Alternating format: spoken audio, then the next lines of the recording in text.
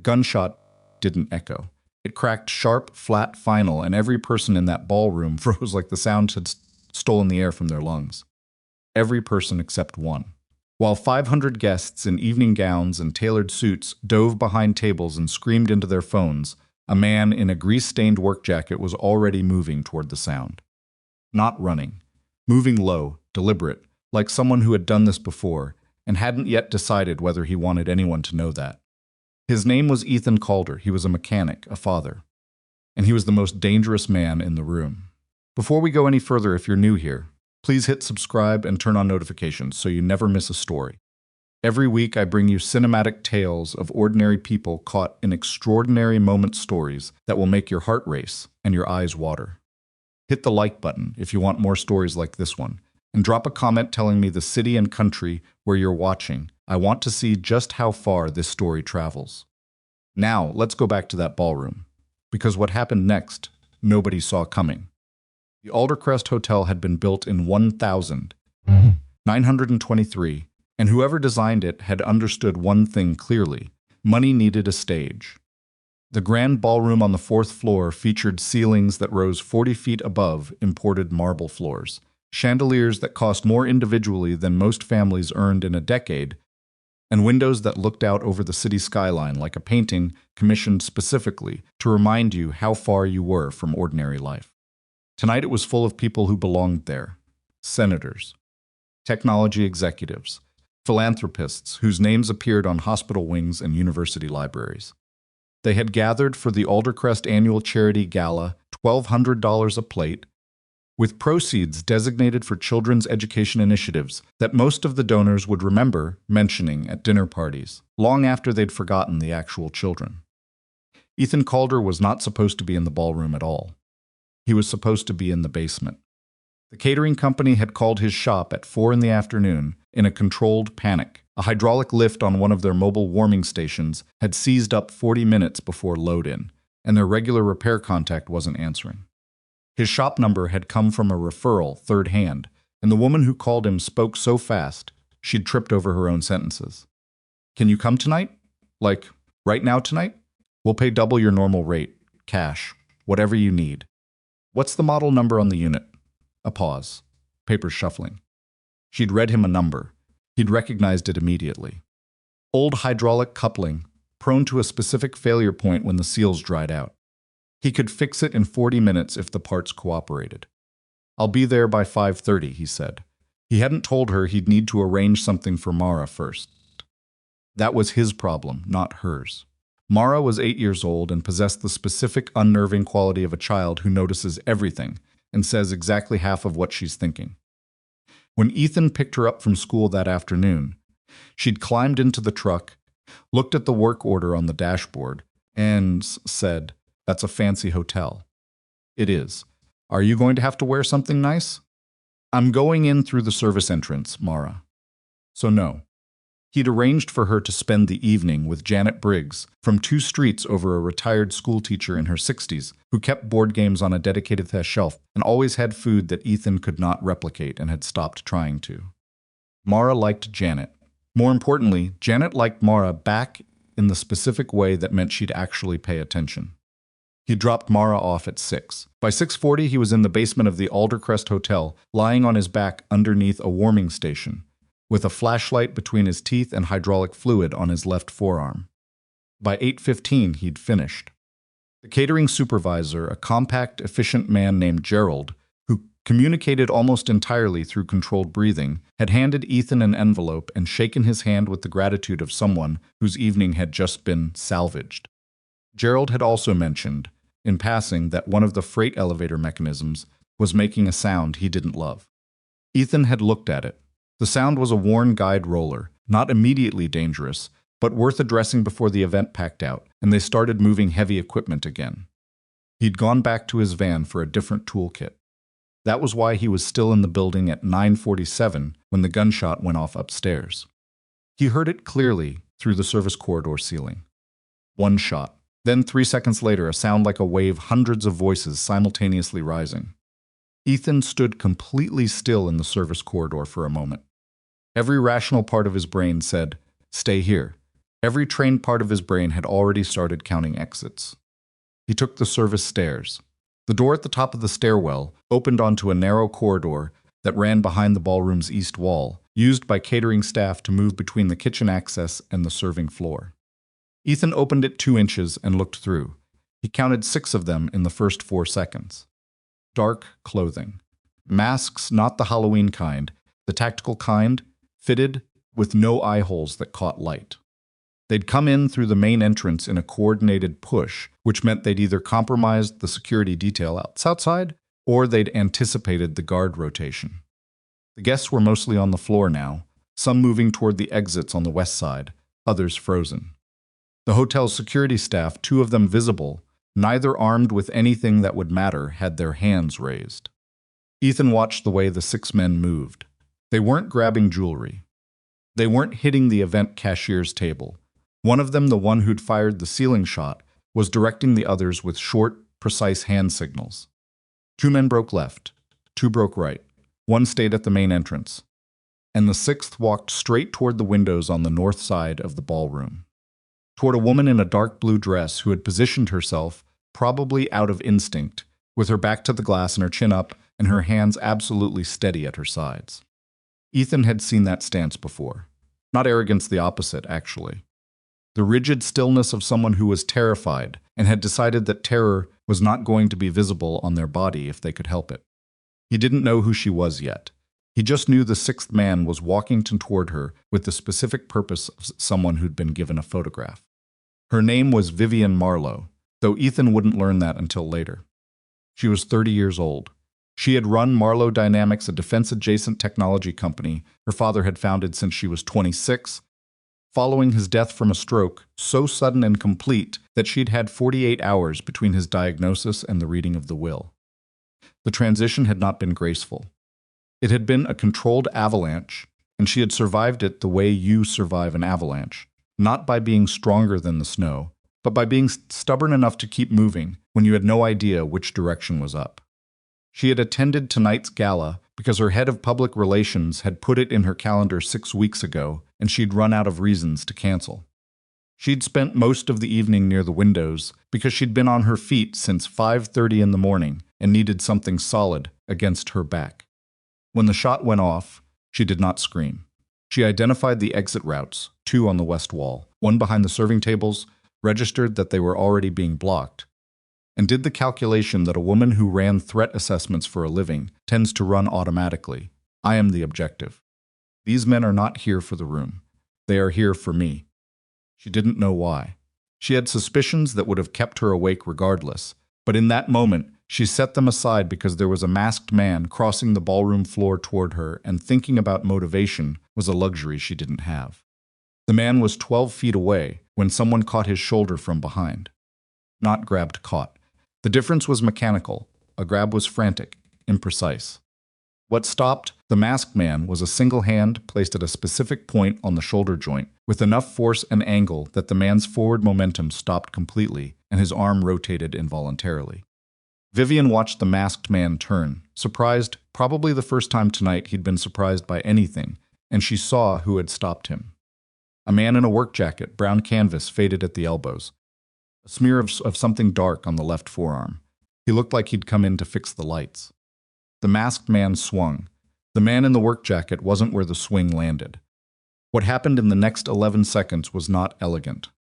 It was not the choreographed precision of an action film. It was fast and ugly, and involved the masked man's face meeting the edge of a serving cart at a momentum that nobody had choreographed, and it involved another masked man across the room, calling out a warning that came approximately 2 seconds too late. And it involved the man in the work jacket, grabbing Vivian's wrist, not gently, and saying 4 words that did not invite discussion. Do not let go. She didn't. He pulled her through the gap in the serving tables before the second man crossed half the distance, and then they were in the narrow service corridor, and he was moving fast enough that she had to run to match him. Who are you? She said. Nobody. Keep moving. Where are we? Stairs. Down 2 floors, then left. Don't talk. She talked anyway, she couldn't help it. Stress made her verbal. They'll have the exits covered. Not the freight exit. It's in a different wing. They didn't have time to set a full perimeter. How do you know what they had time to? He stopped at a junction in the corridor, pressed flat against the wall, and held up one hand. Vivian stopped. She heard footsteps on the other side of a door, one person, not running, which meant searching. The footsteps paused, moved away. He started moving again. Who are you? She repeated, quieter this time. I told you. Nobody. People who are nobody don't know how to do that. He didn't answer. They reached the stairwell door and he opened it, checked the space below, and gestured her through. They came out through a loading dock on the hotel's north side into a service alley that smelled like kitchen exhaust and cold concrete. He'd left his van in a staff parking area 40 yards east. He walked to it without looking back, opened the passenger door, and said, "Get in. I have a security team. Your security team is currently providing a very interesting statement to the police who just arrived at the main entrance. You can call them in about 4 minutes. Right now, get in." She looked at him. He was standing in the alley light, and she could see him clearly for the first time. 37. Maybe a hard 37. Dark circles under his eyes that had nothing to do with tonight. A jaw that could have been carved out of something stubborn. He wasn't looking at her the way men usually looked at her, the calculating look, the ambitious look, the look that was already figuring out what knowing Vivian Marlowe was worth. He was looking at the end of the alley, still counting exits. She got in the van. He drove her to a hotel 6 blocks away, not luxury, not the kind of place that had a valet, but clean and anonymous, and the kind of establishment that didn't ask questions about guests who arrived without luggage. "Call your head of security," he said, in the parking lot. "Tell them your location. Don't use the main lobby entrance until your people arrive." "Okay." She had her phone out. "Then your name, Ethan." "Ethan what?" A pause. "Calder. I want to find you tomorrow, Ethan Calder. Properly. You don't need to do that." "I know I don't need to." She looked at him directly. She had the kind of eyes that had learned to read rooms and read people, and she used them. "They were there for me specifically. You saw that." "Yes. The way you saw that nobody else in that room saw it that way. Not my security detail. Not the other guests." She paused. "Who were you before you fixed hydraulic lifts?" He was quiet long enough that she thought he wasn't going to answer. "Someone else," he said. She held his gaze. He didn't look away, but there was something behind his eyes that she recognized, not deception, not deflection. Something older. The look of a person who has put something very heavy down and learned to walk without it, and would really prefer not to be asked to pick it up again. "Thank you," she said, and meant it in a way that had nothing to do with her public relations training. He nodded once, watched until her security team's black SUV turned into the parking lot. Then he drove back to Janet Briggs's house on the quiet street 2 blocks from his shop. Mara was asleep on Janet's couch with a board game half finished on the coffee table.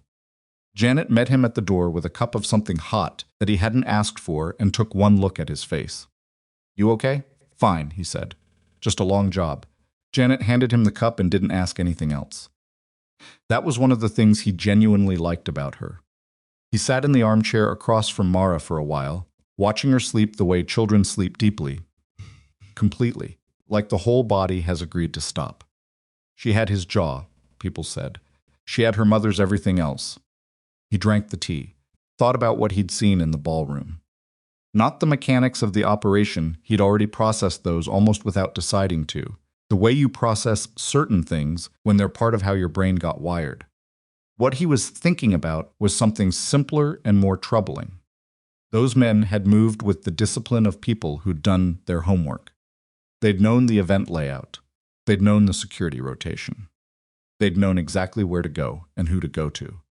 And they hadn't come for money. They hadn't come for chaos. They'd come for one woman specifically, and they'd done enough advance work to know exactly where she would be standing. That took time, planning, resources. Ethan set down the empty cup and looked at his daughter sleeping on the couch. He picked her up without waking her. She weighed almost nothing still, though she'd protest that if she heard him say it, and carried her to his van.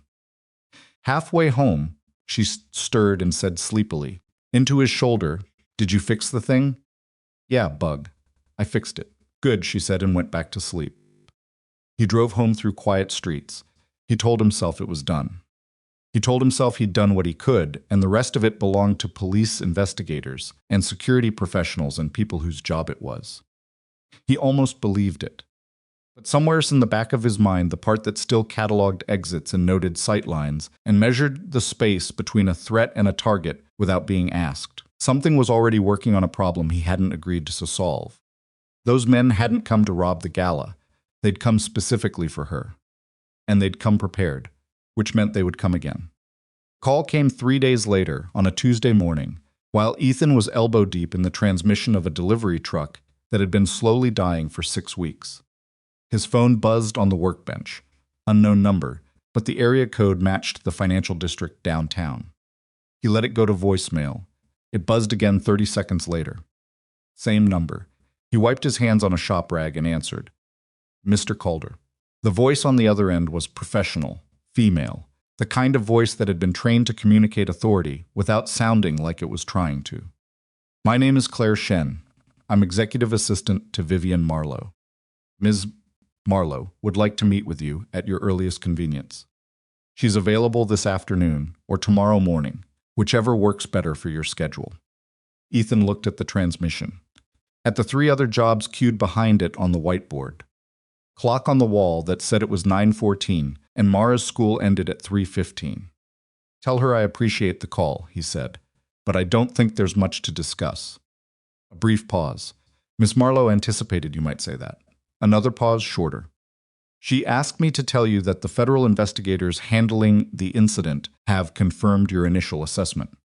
She believes you'll want to know what they found. Stood there for a moment with the phone against his ear and the smell of gear oil in the air. Tomorrow morning, he said, 8 o'clock. Marlowe Dynamics occupied the top 4 floors of a glass tower on Meridian Avenue that had been designed by someone who believed buildings should look like they were in the middle of becoming something else. The lobby alone was larger than Ethan's entire shop, with a reception desk staffed by 2 people who had the specific alertness of individuals who had been told to expect him. He'd worn clean clothes, his second-best jacket the dark canvas one without the hydraulic fluid stain. He'd felt faintly ridiculous about that consideration, approximately half a second after having it. They put him in a conference room on the 31st floor with a view of the city that was probably meant to impress people. It did a little, though he wouldn't have said so. He stood at the window and watched the traffic 31 floors below and thought about the sight lines. Old habit. He couldn't turn it off completely, even when he wanted to. Vivian Marlowe came in 8 minutes later.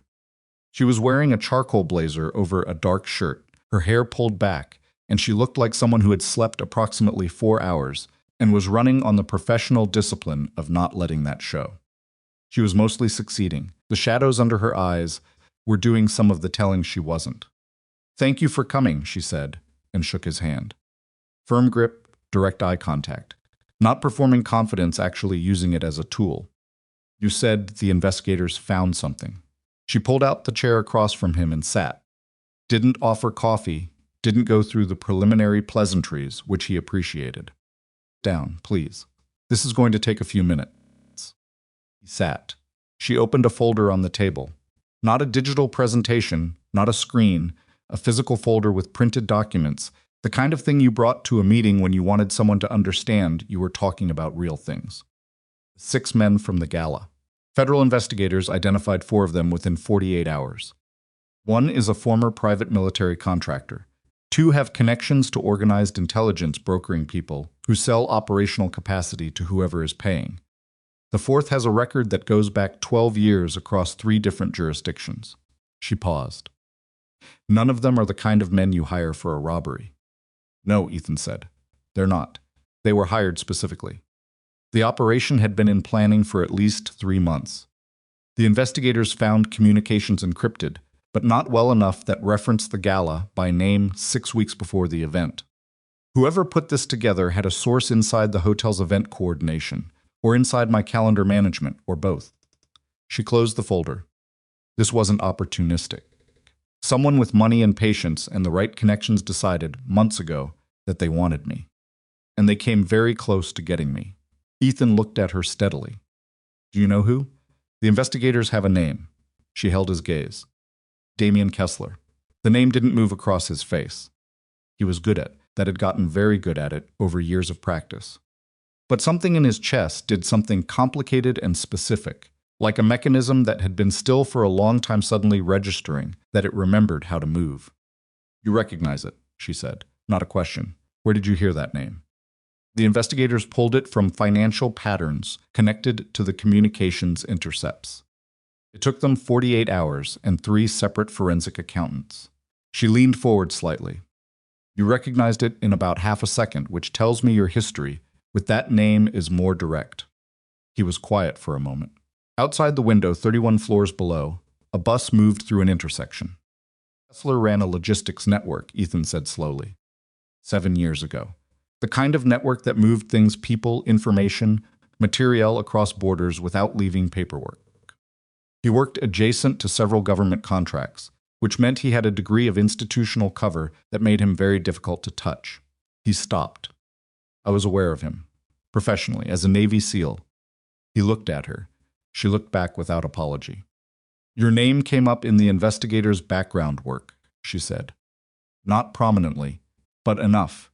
You don't look like a mechanic who learned everything I watched you do in a hotel ballroom from a YouTube tutorial. I've been a mechanic for 4 years. I know. Before that, you were something else." She said it without pressure, without the excited tone people sometimes got when they thought they were uncovering something. Just factual. "I'm not asking you to tell me things you're not authorized to tell me. I'm telling you that I know there's a history, and I need you to understand that I know it, so we're not spending this conversation pretending." Ethan sat back in the chair. It was a good chair, expensive, well-made, and he noticed that the way you notice irrelevant details when part of your brain is doing something else entirely. "What is it you're actually asking me, Ms. Marlowe?" She was quiet for a beat. "Then I'm asking you to help me. Temporarily. In an advisory capacity. I have a security team, a good one, professionally, but they're structured for executive protection in standard risk environments. What came at me 3 nights ago wasn't a standard risk environment. People on my team are trained for what security threats usually look like. You seem to understand what they look like when there's something different. I'm a mechanic. I know what you're telling me when you say that." She met his eyes. "I'm not asking you to be anything else. I'm asking you to consult. Look at my current security setup. Tell me what's wrong with it. Help me think through what Kessler might do next. That's all." A pause. "I'll pay whatever rate is fair. I'm not asking for more than you're willing to give." He looked at her for a long moment. She didn't fill the silence, which was interesting. Most people filled silences.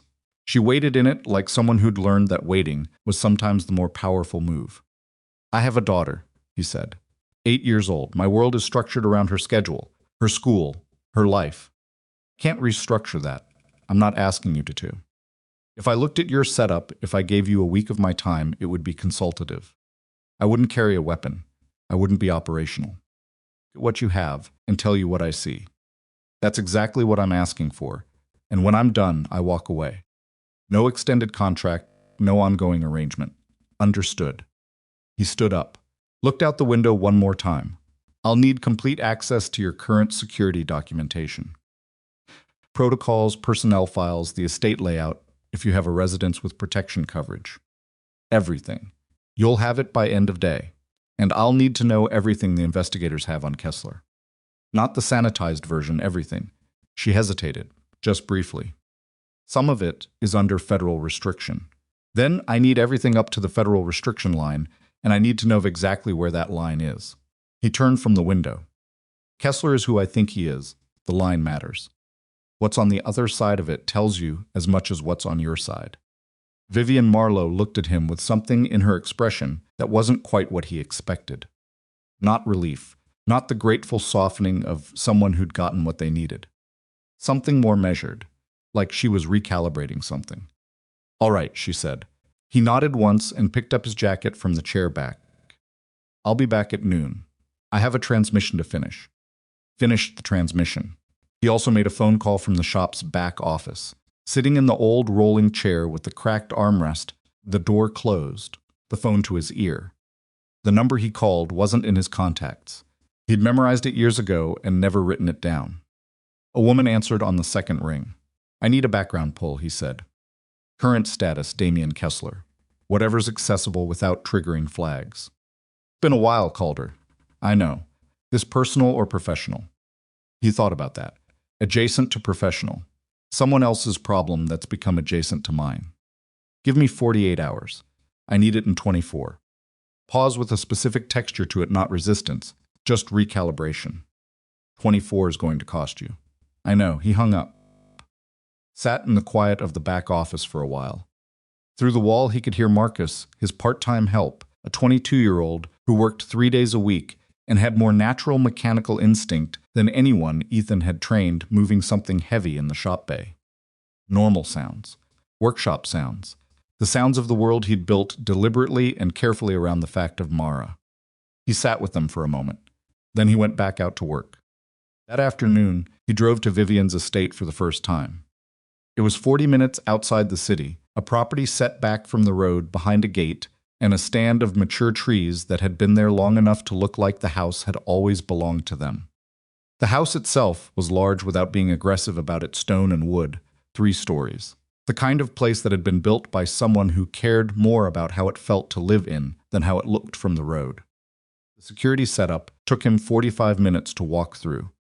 He did it methodically and without commentary, just looking, just noting.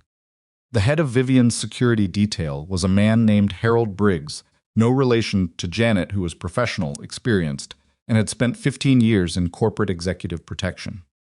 Harold watched Ethan walk the perimeter and the interior with the specific expression of a person who was cooperating with something they hadn't asked for and weren't entirely sure they respected yet. That was fine. Ethan wasn't there to be respected. After the walkthrough, they sat in what Vivian used as a working study books on shelves, a desk that actually had work on it rather than being a prop, 2 chairs pulled up to a low table. Vivian had coffee. Harold had a water bottle. Ethan had a legal pad he'd brought from the van. Camera coverage on the north side of the property has a gap, Ethan said. From approximately the 40-yard mark along the tree line to the exterior of the garden wall. It's about 60 feet of dead coverage. Harold frowned. We've got overlapping coverage from the east camera's field of view doesn't reach the northwest corner in low light conditions. I checked the timestamps on the footage from last week. Between 11 p.m. and 2 a.m., you're getting maybe 70% of what you think you're getting. Harold was quiet. The gate intercom has a response lag, Ethan continued. 12 to 18 seconds between initial contact and personnel response. That's not a technology problem. It's a protocol problem. Whoever designed the response procedure built it for daytime visitor management, not threat scenarios. He paused. The perimeter fence sensors are good. That's your strongest layer. Problem is what happens after a sensor alert. The response chain has too many confirmation steps before it escalates. In a real event, you'd spend 40 seconds on internal verification that you don't have. Harold looked at Vivian. Vivian looked at Ethan. What else? Staff entrance on the east side. Who has key access? People. All vetted. When were the vetted? At hire. Not recently? Harold straightened slightly. We do periodic background reviews. Who did the event coordination for the gala? Your team or an outside contractor? Pause that was a half-second too long. Outside contractor. They've worked with Miss Marlowe's office for 3 years. I'd like their full employee list. Everyone who had access to the event schedule for the Aldercrest. Ethan set the legal pad down. Someone gave Kessler's people the layout of that ballroom and the security rotation timing. It didn't come from your core team. If it had, the attack would have been cleaner. Came from someone adjacent, someone who had access without being central enough to notice. The room was quiet for a moment. I'll get you the list, Vivian said. Harold didn't argue, which Ethan took as a sign that the man was, underneath the professional friction, actually good at his job. Over the following 3 days, Ethan built what he privately thought of as a map. Not a physical one, a conceptual one. The shape of the threat. Who Kessler was now, 7 years after a classified deployment had put them on opposite sides of an operation that had never officially happened. What Kessler wanted. Why Vivian specifically, why now? The callback he'd requested came through in 22 hours rather than 24. He took it standing in the parking lot of Mara's school at 7 in the morning, watching the crosswalk. Kessler's network had evolved. That was the word his contact used, evolved, with the specific flatness of someone choosing a neutral word for something that wasn't neutral.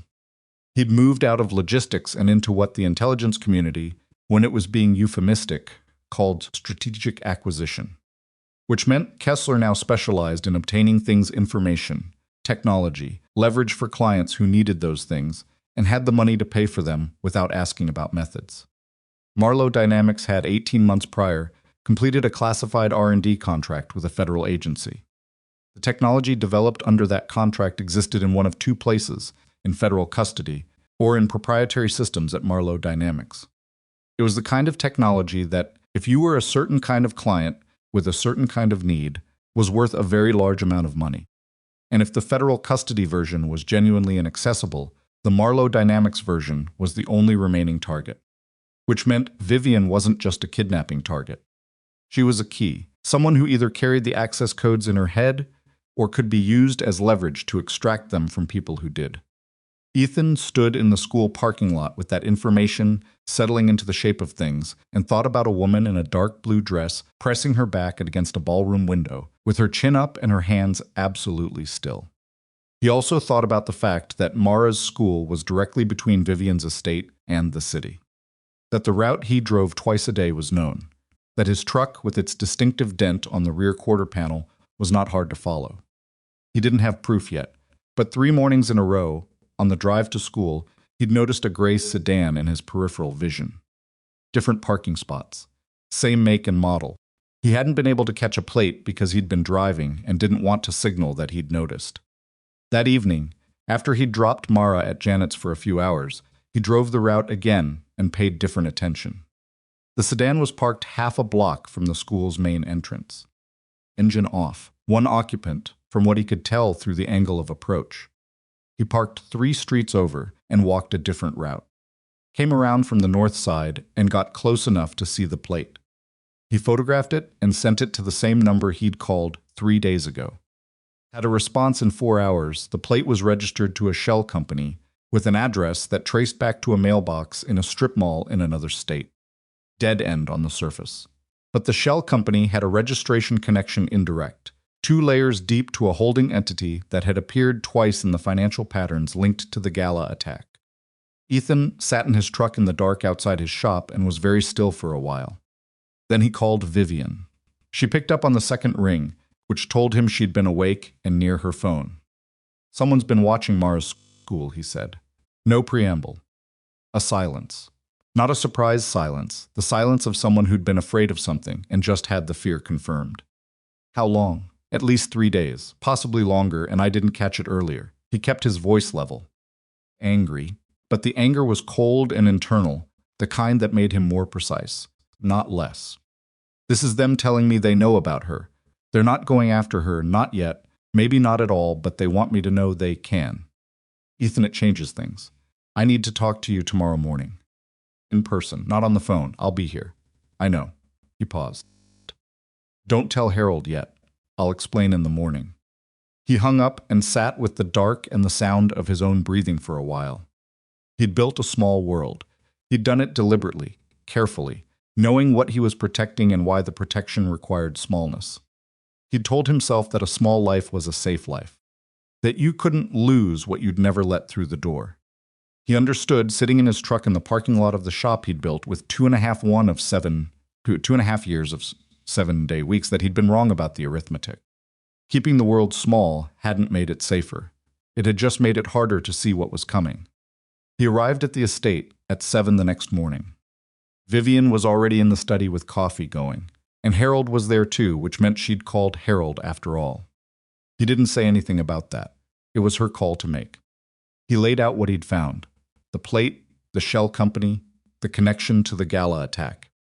He also laid out what he hadn't told her on the phone, the full picture of what he believed Kessler wanted. Technology, the access. Vivian as leverage rather than simply as a target. Vivian listened without interrupting. Harold listened and made notes. When Ethan finished, the room was quiet for a moment. "They're using Mara to send me a message," Ethan said. "It means they've done enough background work to know she exists and know she matters to me. That background work takes time. They've been building this picture for weeks." He looked at Vivian. which means the operation isn't just about you. It's about anyone near you who might influence whether you comply or resist. Vivian was quiet. Then, what are you saying? I'm saying I need to move Mara somewhere they can't get to her easily. Not because I think they'll go after her, I don't think that's the play yet, but because if they can threaten her, they can threaten me. And I can't afford to be threatened. Harold said, we have safe house protocols for. Not a company's safe house, Ethan said. Someone they don't know about. Someone completely outside any connection to Marlowe Dynamics or my professional history. He looked at his hands for a moment. I have someone. A former colleague. She's a doctor now, lives 3 hours north. They won't have her in any file connected to either of us. Vivian was looking at him with an expression he couldn't entirely read. And Mara, does she know what's happening? She's 8. That's not really an answer. He looked at her. She knows I do work that's sometimes complicated. She doesn't know specifics. She's a smart kid. She picks up on things, but I've been very careful about what she understands. She'll be frightened, moving somewhere she doesn't know. I know.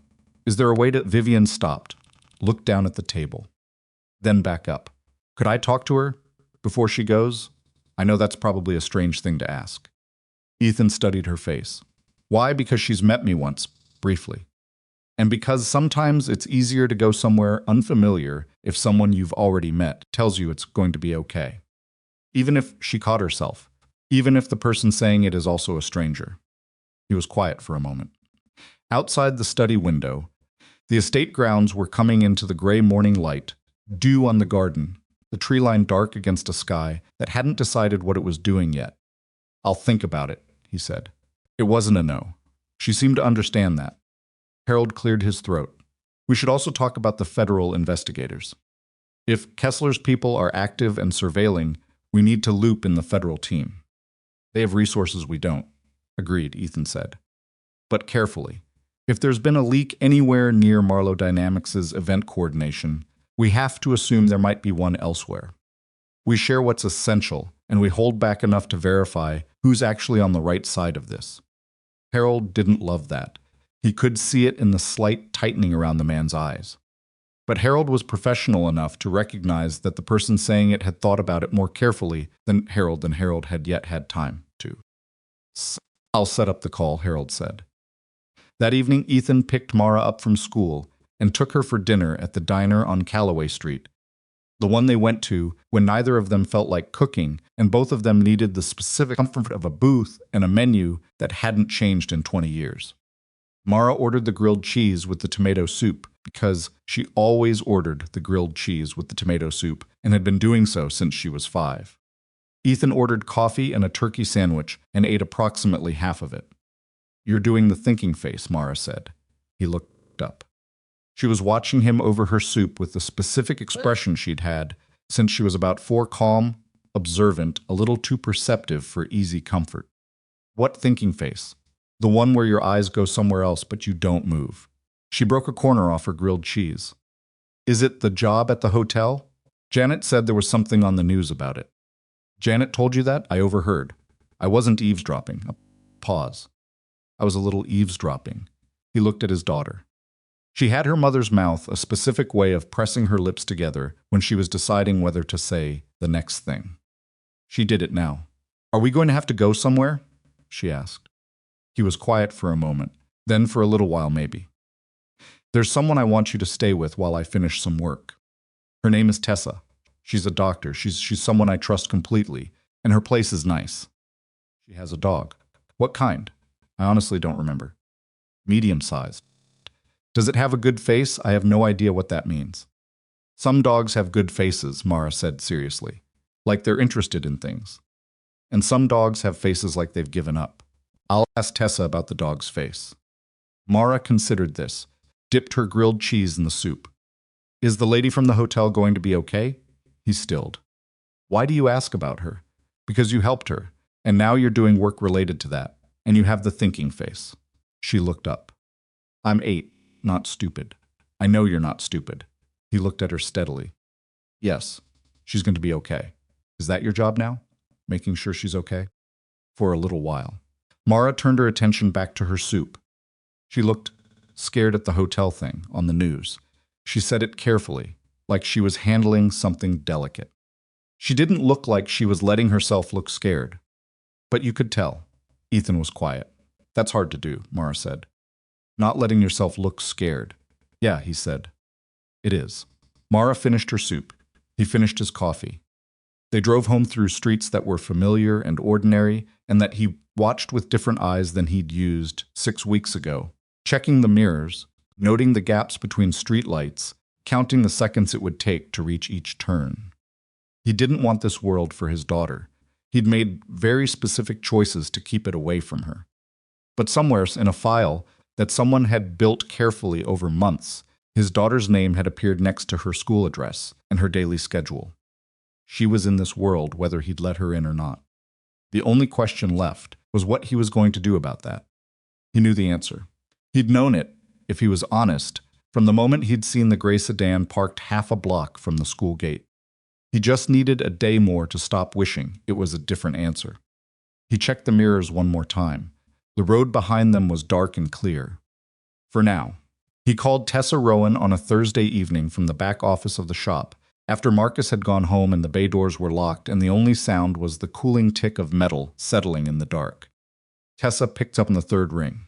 Ethan Calder. Her voice had the same quality he remembered: dry, unhurried, the voice of someone who had seen enough difficult things that she'd stopped performing reactions to them. I was wondering when you were going to call. You were expecting me? I was expecting something. You don't call for 2 years and then you call when everything's fine. A pause. What do you need? A favor. A significant one. Those are the only kind you ask for. He heard her shift a chair, maybe, or the couch she'd had in her living room since her residency. Talk to me. He talked. He kept it precise: the gala, Kessler's name, the surveillance on Mara's schools, the shape of what he believed was coming. Tessa listened without interrupting, which was one of the things about her that had made her an exceptional field medic and, apparently, was making her an equally good general practitioner in a small town 3 hours north, where people needed someone who could stay calm while telling them difficult things. When he finished, she was quiet for a moment. You want Mara to stay here, she said. Until this is resolved. I don't know how long. Weeks, maybe. I'd cover whatever costs. Don't insult me, Tessa. I said don't. She's 8. Of course she can stay. Another pause. Is she going to be scared? Probably. She handles scared better than most adults. But yes. Kids always handle it better than we give them credit for. A brief silence. Does she like dogs? He almost smiled. Apparently she has opinions about whether a dog has a good face. Biscuit has an excellent face. Everyone says so. He could hear something in Tessa's voice shift, not quite warmth, more like the recognition that a hard thing was also, on some level, manageable. When are you bringing her? Saturday, if that works. Saturday works. Drive safe. And Ethan, she paused. Be more careful than you think you need to be. Kessler's not the kind of man who gives you a second chance to recalibrate. I know what he is. You know what he was 7 years ago. People who do what he does don't get better with time. He sat with that after he hung up. The shop was quiet around him. He could hear a car passing on the street outside, and then nothing. He told Mara the next morning, before school, sitting at the kitchen table with her cereal going soggy while she listened. He told her carefully, and without too much detail, the way you tell an 8-year-old a hard thing when you've decided that partial honesty is less damaging than a comfortable lie. There are some people I'm dealing with as part of the job, he said. And I need to know you're somewhere safe while I finish it. Tessa's a good person. I've known her a long time. She has a good house and a dog named Biscuit. Mara was quiet, stirring her cereal in slow circles. Is Biscuit the dog with the good face? Tessa says yes. She says everyone agrees. A longer quiet. Are you going to be safe? I'm going to be careful. That's not the same thing. I know. He met her eyes. I'm going to be as safe as I can be. That's the honest answer. She looked at him for a long moment with that specific Mara expression, weighing something, measuring something, the look that had been unsettling in a 3-year-old and was even more unsettling at 8. Then she picked up her spoon and ate a bite of cereal. Okay, she said. Okay? You're not going to change your mind, and arguing won't make you safer. So, okay. She pointed at him with the spoon. But you have to text me every day. twice every day. And I want to meet the lady from the hotel before I go. The one you're helping. He hadn't expected that.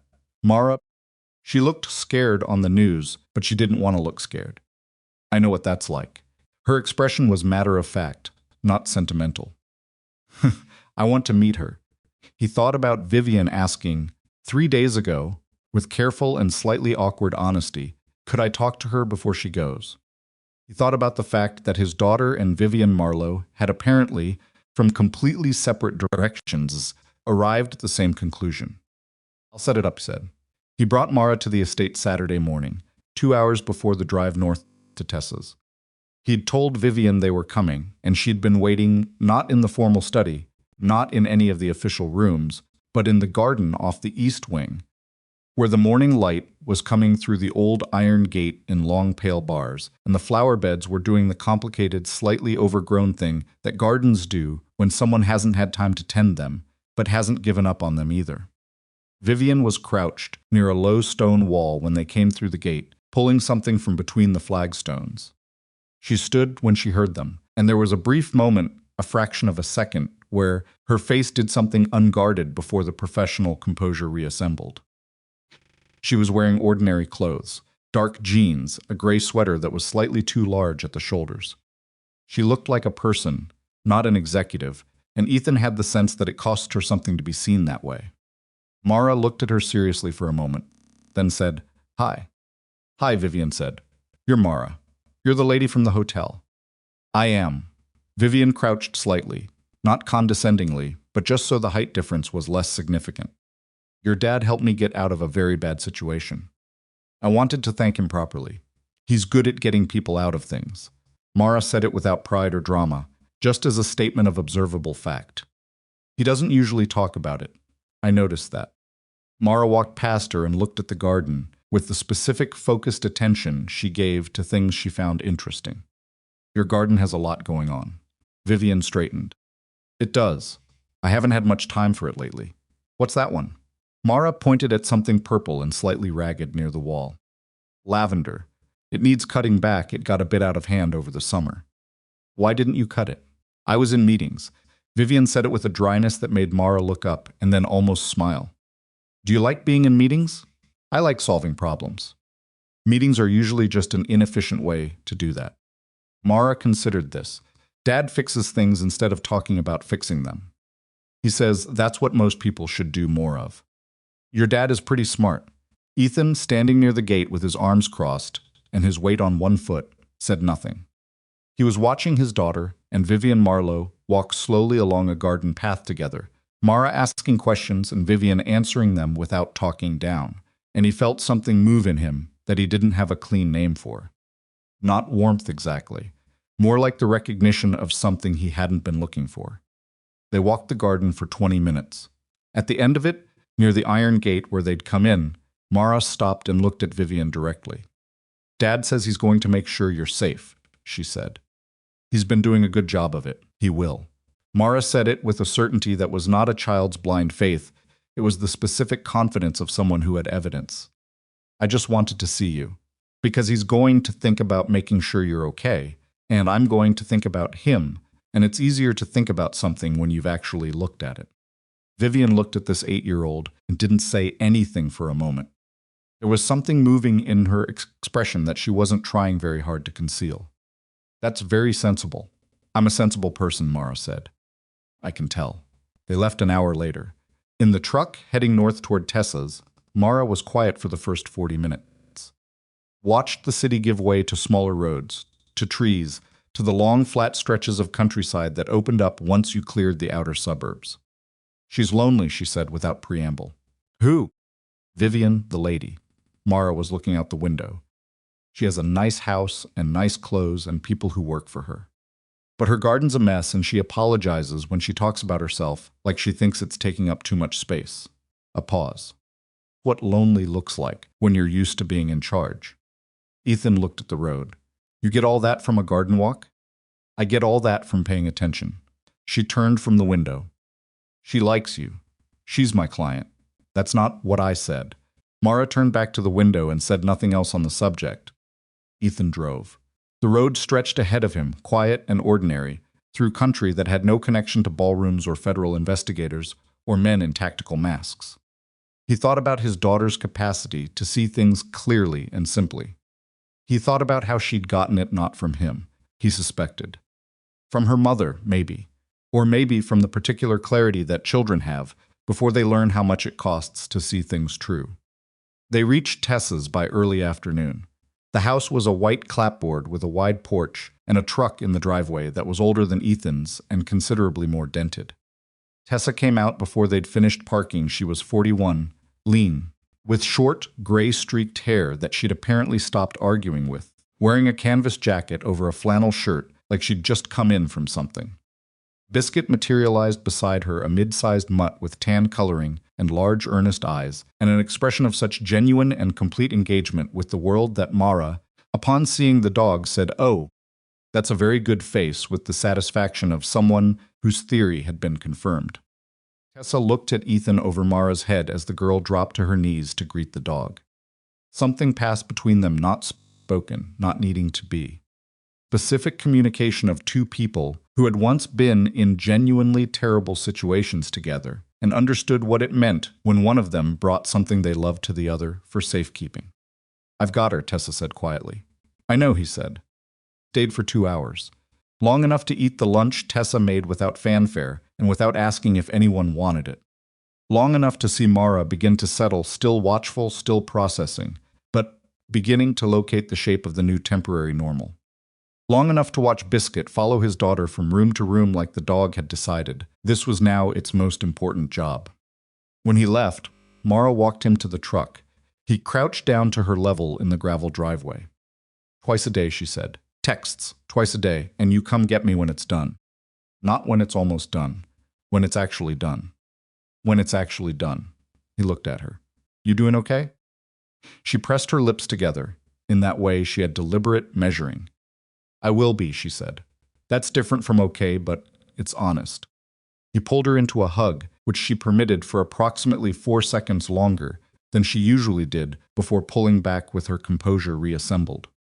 She walked back toward the porch without looking back. Biscuit was waiting at the top of the steps. He drove south with the windows down and the radio off. The next 3 weeks were the kind of work that most people never see, and that Ethan had spent 4 years trying to forget he knew how to do. He divided his days between the estate and his shop, keeping the shop running with Marcus covering the bay, and Ethan handling calls and scheduling from wherever he was. It wasn't sustainable long-term, but then nothing about this was meant to be long-term. Harold's team had responded to Ethan's protocol recommendations with a combination of institutional resistance and grudgingly practical implementation. Camera coverage gaps were addressed. The response chain was restructured. 3 new points of sensor coverage went in along the north tree line, positioned to catch exactly the approach corridor that Ethan had identified as the most accessible from the road. He and Harold had developed, through the process of working the same problem from slightly different angles, something that wasn't quite friendship but was the specific functional respect that exists between two competent people who've stopped competing with each other. Harold knew executive protection. Ethan knew threat architecture. When they stopped defending their respective territories, they built something considerably more solid than either of them would have alone. The federal investigators, a team led by a woman named Special Agent Dana Kerrigan, who was sharp and measured and had the specific quality of someone who had learned to distrust easy answers, maintained their own parallel track. Ethan shared what he could with Kerrigan and held back what he needed to, and Kerrigan did the same in the other direction, and after 2 meetings, they had an arrangement that was honest about its limitations. What Kerrigan shared after the second meeting landed like a stone dropped in still water. Her team had intercepted a communication, encrypted but cracked. It was operational, not planning stage, not reconnaissance.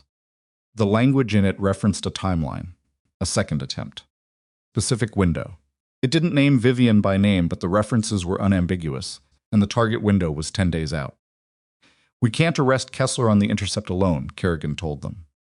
"We need him connected to an actual operation. We need the attempt to proceed far enough to generate the evidentiary connection, and then we shut it down hard." She looked at Ethan.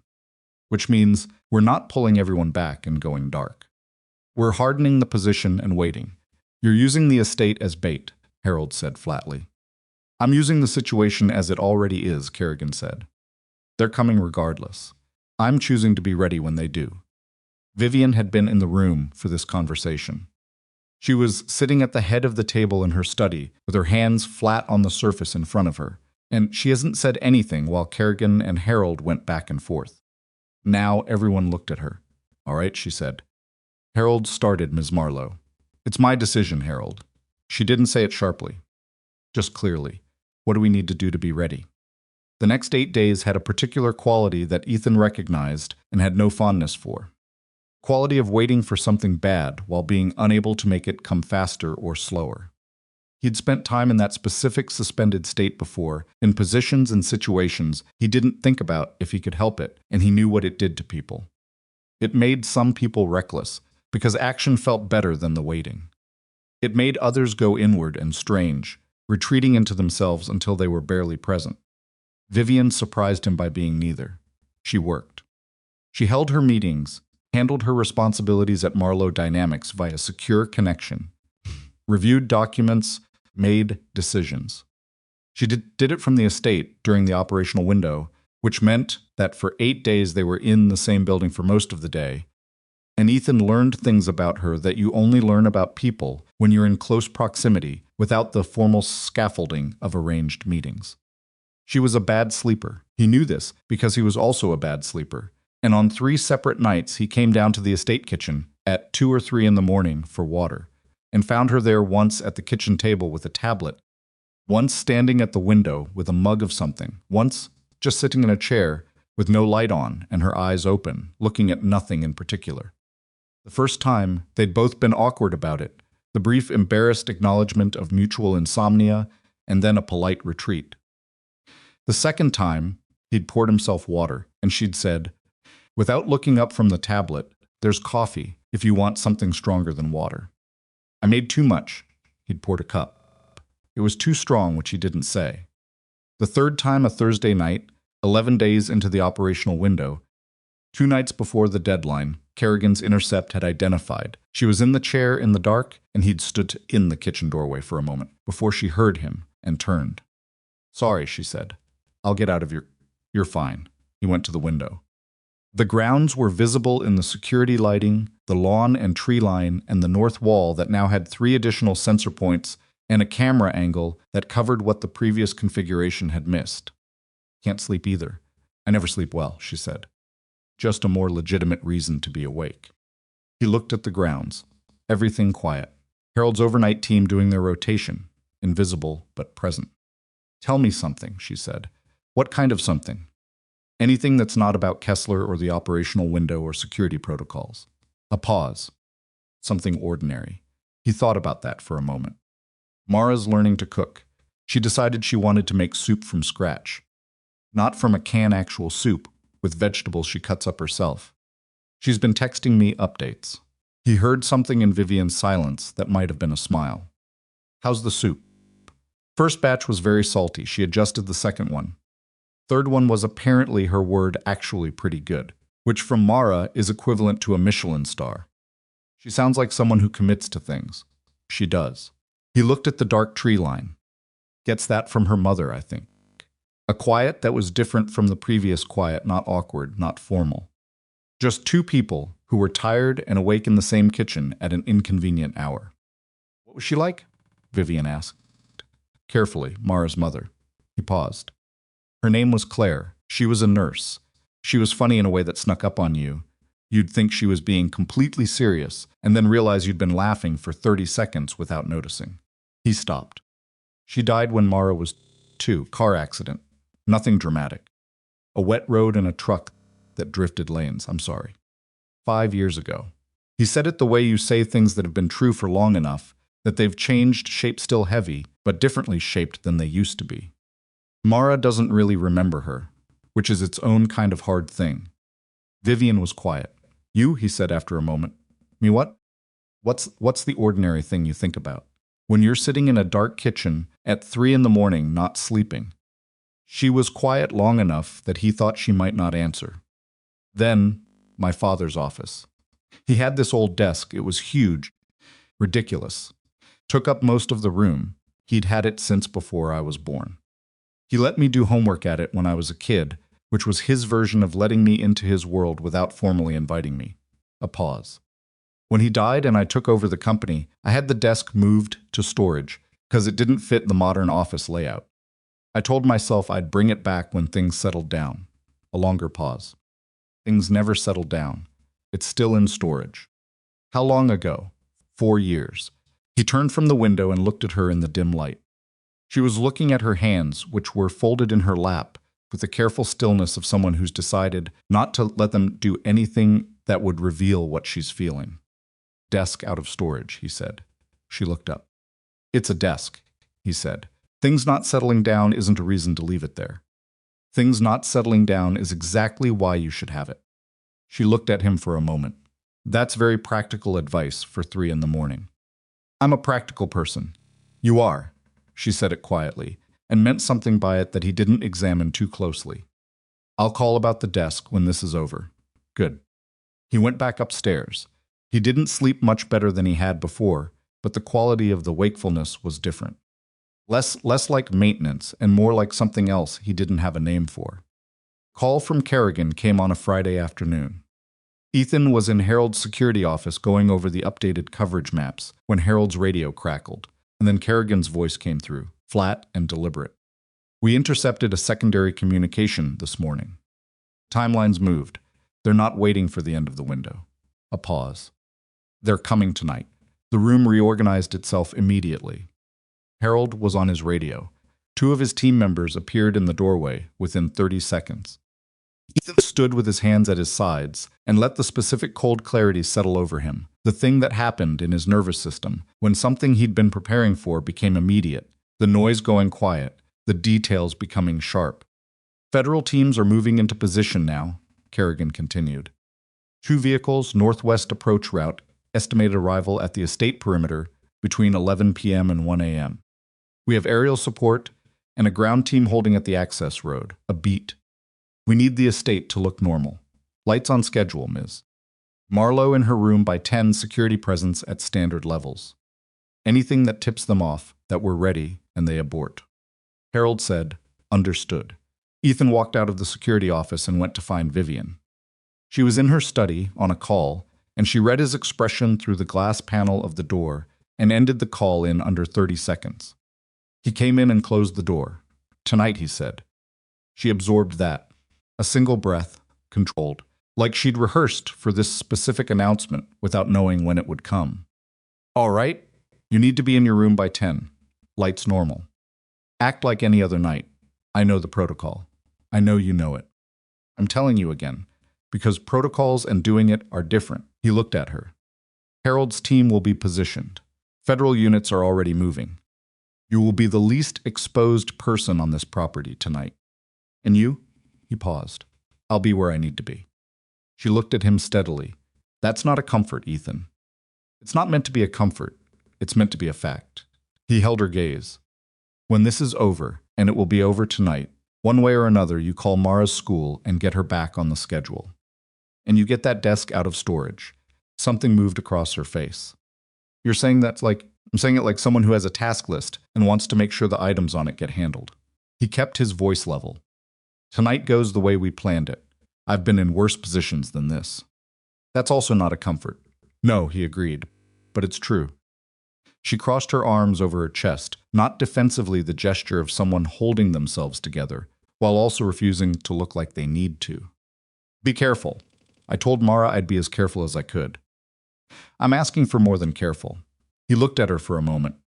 There was something in the room between them that they'd been carefully navigating around for weeks, not avoiding. Exactly.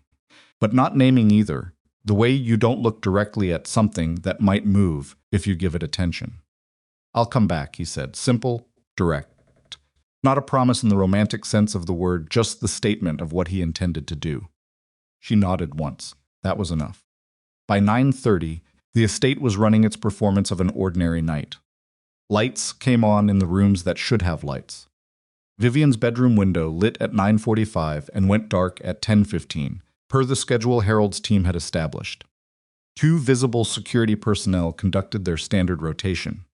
From the road, from the northern approach corridor, from the tree line, it looked exactly like every other night of the past 3 weeks. Ethan was not visible. He was in a position he'd chosen 4 days ago when he'd walked the north grounds after a rain, and noticed the way the shadow fell from the equipment shed at the property's northeast corner. It was not comfortable. The ground was cold, and the shed's corner was concrete. He'd been in less comfortable positions for longer. He didn't think about that. He thought about the sensor points he'd had installed along the tree line. At 11:14, Sensor 3 registered contact. He heard Harold's voice in the earpiece, very quiet, very controlled.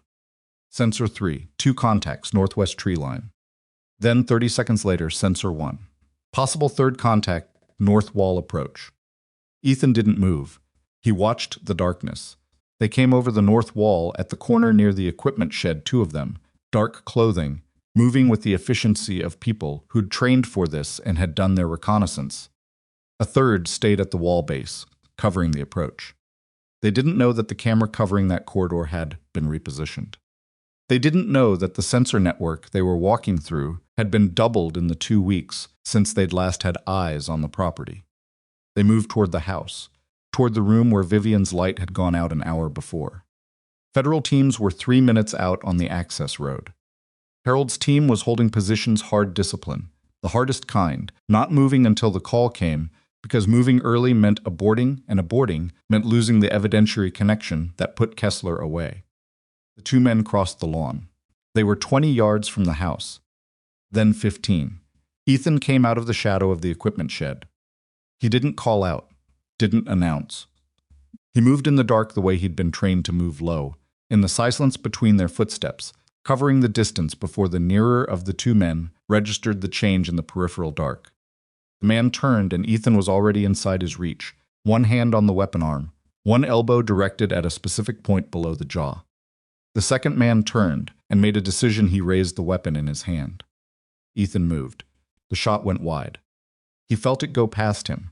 He actually felt the displacement of air, which was closer than any rational person would choose, and then his shoulder hit the ground wrong as his evasive movement carried him into the frozen turf. Something in the weakened joint he'd damaged years ago and had been ignoring for months screamed with a specificity that was hard to argue with. He registered the pain and filed it, moved anyway. 2 seconds later, Harold's team came out of 4 different positions simultaneously, and 30 seconds after that, the sound of federal vehicles was at the gate, and the third man at the north wall, who had turned to run, made it approximately 40 feet before 2 federal agents were on him. It was over in 4 minutes. Ethan sat on the frozen lawn with his back against the equipment shed and his right hand holding his left shoulder and the clear cold air in his lungs, and listened to the sounds of the operation collapsing into the controlled aftermath voices on. Radios, vehicle doors, the specific organized noise of law enforcement securing a scene. Harold appeared out of the dark, looked at him, looked at his shoulder. "Medical's coming through the gate," Harold said. "I'm fine." "You're holding your arm like it's not attached properly." "I'm mostly fine." Harold crouched down next to him. In the strange, compressed honesty of the immediate aftermath of a bad thing going less badly than it could have, Harold looked at Ethan and said, "Good call on the northwest corridor cameras." "Good call on not breaking protocol," Ethan said. "A lot of people would have moved early. A lot of people would have been wrong." Harold straightened. "I'll tell the medical team where you are." Ethan leaned his head back against the concrete wall.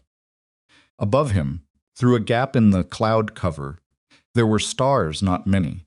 The light pollution from the city reached this far, but some.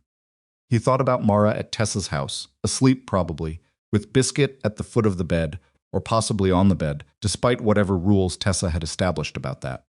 He thought about a kitchen at 3 in the morning, and a woman sitting in a chair in the dark. He thought about a desk in storage that had been waiting 4 years for someone to decide the time was right. Pain in his shoulder was considerable. He breathed through it. Told Vivian he would come back. He had. The rest of it, all the things he hadn't said in that study.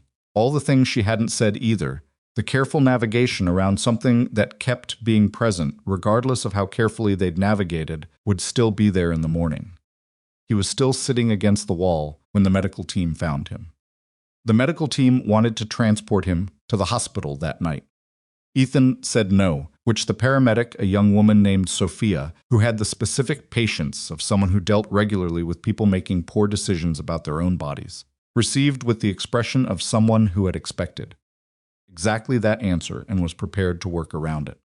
"The joint's not dislocated," Sophia said, her hands moving with professional precision along his shoulder.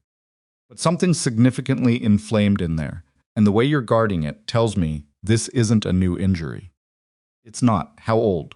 "Old enough." He shifted slightly and then stopped shifting because shifting was a mistake. "What do I need to do tonight?" "Ice. Immobilization. And tomorrow morning you go to a doctor, not a paramedic." She looked at him with the calm authority of someone who knew they were being partially ignored and was choosing their battles. "If you don't get imaging on that shoulder, you're going to do the kind of damage that doesn't reverse." "I'll go tomorrow." "You said that like you mean it." "I do mean it." She gave him a look that suggested she'd heard that before and wrapped the shoulder with the efficiency of someone doing a competent job while doubting its long-term utility. He thanked her. She told him not to thank her until after he'd actually gone to the doctor. Harold appeared again, once the paramedic moved on to check the two men his team had secured, both conscious, both declining to say anything useful, which was expected. "Kerrigan wants a debrief," Harold said. "Tonight if possible." "Give me 20 minutes. Harold looked at the shoulder, looked at Ethan's face. Didn't say what he was thinking, which Ethan appreciated. 20 minutes, Harold said, and walked away. Ethan sat against the shed wall for a moment longer. The cold was in the ground and coming up through his clothing, which would matter more later than it did right now. He could hear the estate settling back into itself, around the edges of the operational noise, the controlled voices, the vehicle engines at the gate, the specific organized quiet of a situation that had gone from dangerous to resolved without crossing into catastrophic. He thought about the shot that had missed him, about how close the displacement of air had felt. He'd been in situations before where the margin between one outcome and another had been measured in inches and fractions of seconds. He'd learned years ago that thinking too hard about those margins was not useful. You moved, you acted, you lived or you didn't, and processing the closeness of it afterward was something you did once and then put down because picking it up repeatedly was how people came apart. He put it down, stood up carefully, walked toward the lights. Vivian was at the edge of the terrace when he came around the corner of the house. She'd come outside, which was against protocol. Harold would have something firm to say about that, and she was standing in the cold in the sweater she'd had on at dinner, her arms crossed, her eyes moving across the grounds until they found him. He watched her face do something when she saw him. Not performance, not relief that managed itself into composure. Actual relief, the kind that moves through the body, that makes the shoulders drop half an inch and the jaw unclench and the breath come differently. He walked up the steps to the terrace. She looked at the way he was holding his left arm. "You're hurt, my shoulder. It's manageable. That's not the same as fine." "I know." He stopped a few feet from her. "You should be inside." "I know that too." She didn't move. "Are they secured?" 3 of them. Federal teams have them. He paused. Kerrigan's getting what she needs for the evidentiary connection.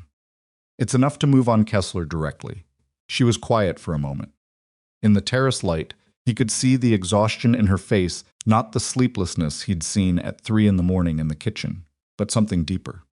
The exhaustion of months of fear finally landing now that there was nothing left to brace against. "It's actually over? Kessler's still out there tonight. But not for long." He said it steadily.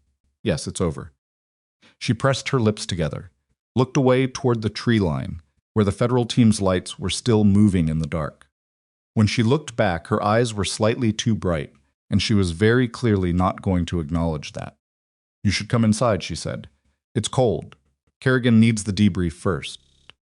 After that, he agreed. She went in. He stood on the terrace for a moment in the cold, looking at the grounds his shoulder had just paid for, and then went to find Kerrigan. The debrief took 40 minutes. Kerrigan was thorough, which he respected, and she asked the right questions in the right order, and recorded everything with the focused precision of someone who understood that what happened in the next 72 hours mattered enormously for. What happened in a courtroom 12 months from now? The three men from tonight.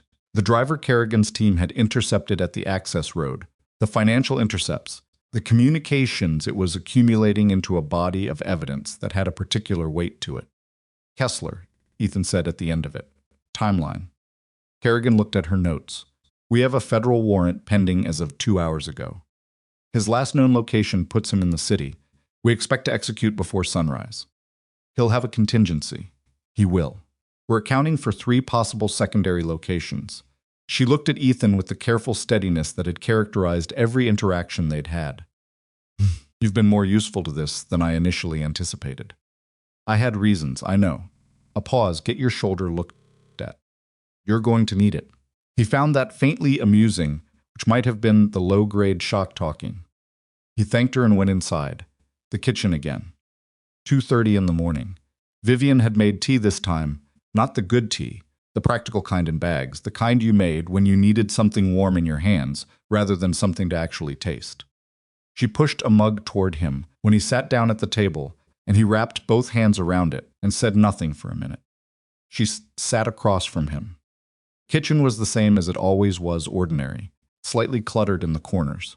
The kind of room that a house gets when someone is too busy to manage the small things, and there was something almost surreal about sitting in it now. After the night that had just happened, in the specific quiet of 4:30 in the morning aftermath. Kerrigan thinks they'll have Kessler before morning, he said. Harold told me. Vivian turned her mug slowly on the table. How does it feel? Ask me when it's confirmed. Fair enough. She looked at her tea. Then at him. Your shoulder, you're going to a doctor tomorrow. Sophia the paramedic and you would get along. I'll take that as a yes. It's a yes. He set the mug down.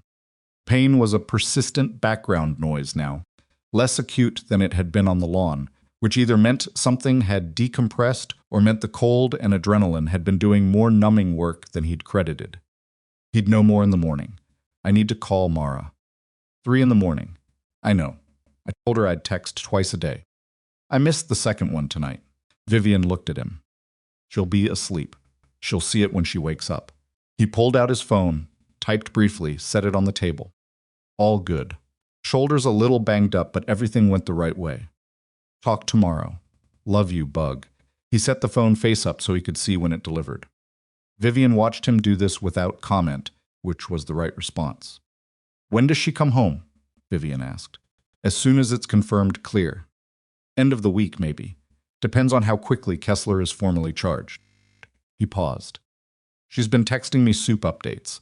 She's made 4 batches now. Tessa has apparently been a willing test subject. What's the verdict on batch 4?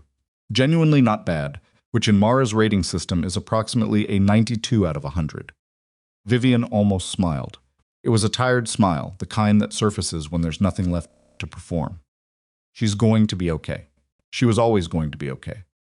She's built better than either of us. He said it without sentiment, just as the observable truth it was. Kitchen was quiet. Outside, the last of the federal vehicles was pulling out through the estate gate. He could hear the engine fade down the access road and then disappear. The grounds would be Harold's again by dawn. The extraordinary machinery of the past weeks would pack itself up and leave, and what would remain would be an estate with better cameras and a repaired security protocol, and a woman who needed to get a desk out of storage. Ethan. Her voice was different, quieter, with something underneath it that had been working its way to the surface for longer than tonight.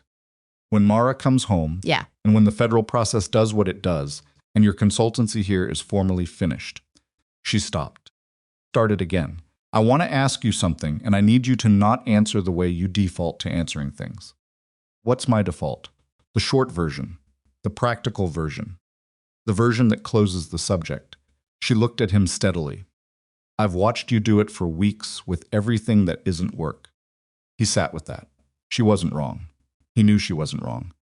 Ask the question, he said. She was quiet for a moment, organizing something. You came here to do a job. You did it better than anyone else I could have found. And somewhere in between security briefings and 3 a.m. kitchens and Mara walking my garden and asking why I spend all my time in meetings, she paused. Stop being only a job. For me, another pause. I don't know what it was for you. The kitchen was very quiet. He looked at his mug, at the table, at the woman across from him who had run a billion-dollar company through a transition that would have broken most people, who sat in dark rooms at 3 in the morning looking at nothing, who had asked his 8-year-old daughter genuinely good questions about a lavender plant, who hadn't looked scared even when she was. "I'm a mechanic with a bad shoulder and a shop that probably has a backed-up queue right now," he said. "I know what you are. I come with a kid who has opinions about dogs' faces and makes soup in large quantities. I know, my house is not..." He stopped. "It's not this." He gestured, meaning the estate, the grounds, the 31-floor office with the city view window. "It's not anything close to this. I know that too." She kept her eyes on his.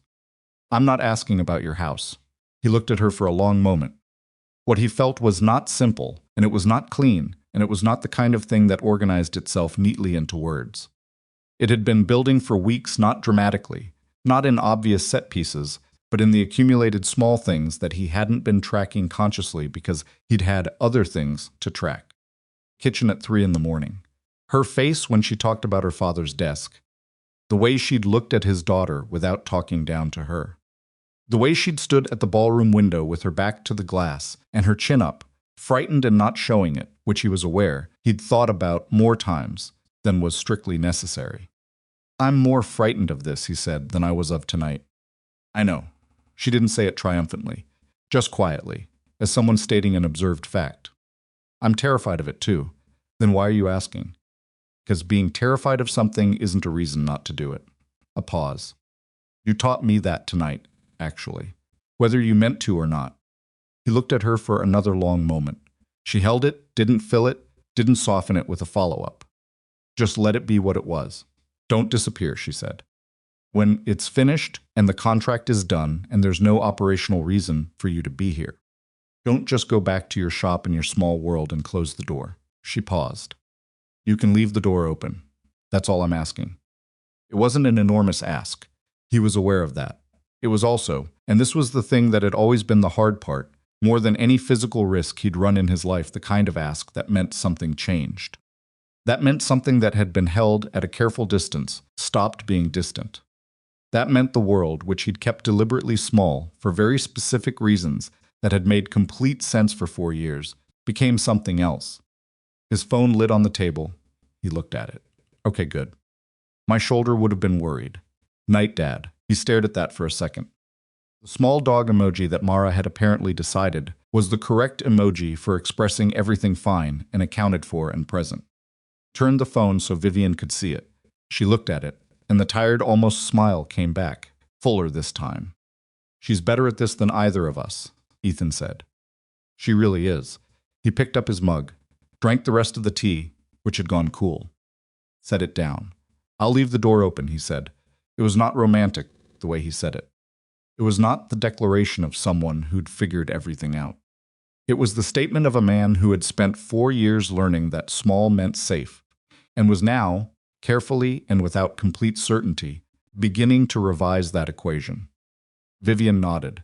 She didn't push for more than that. She was smart enough to understand what the statement cost and patient enough not to ask it to be more than it was tonight. "Get some sleep," she said. "You too." Neither of them moved immediately, which was its own kind of answer. Kerrigan called Harold at 6:17 in the morning. Harold called Ethan at 6:20. Ethan was not asleep. He'd managed about 2 hours before the shoulder's opinion of lying still became too loud to ignore, and he picked up on the first ring. "They have him," Harold said.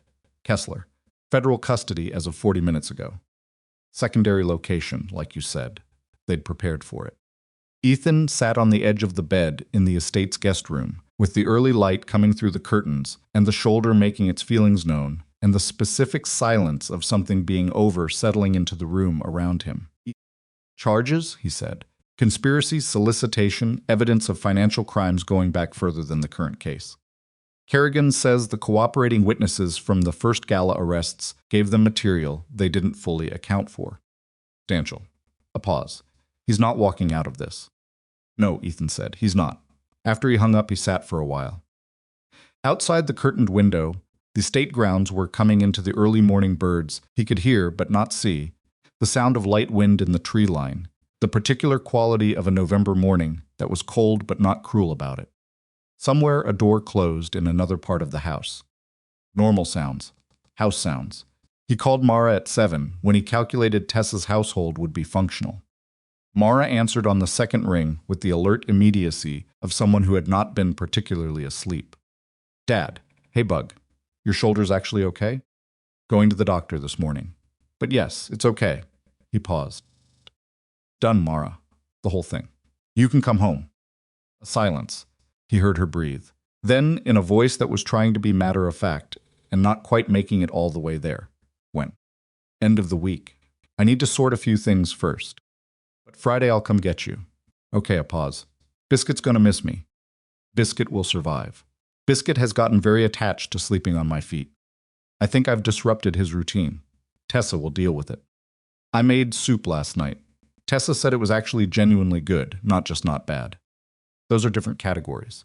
I know those are different categories. I think I've cracked the salt problem. A brief pause, and then in a tone that shifted slightly the 8-year-old voice with the older thing behind it.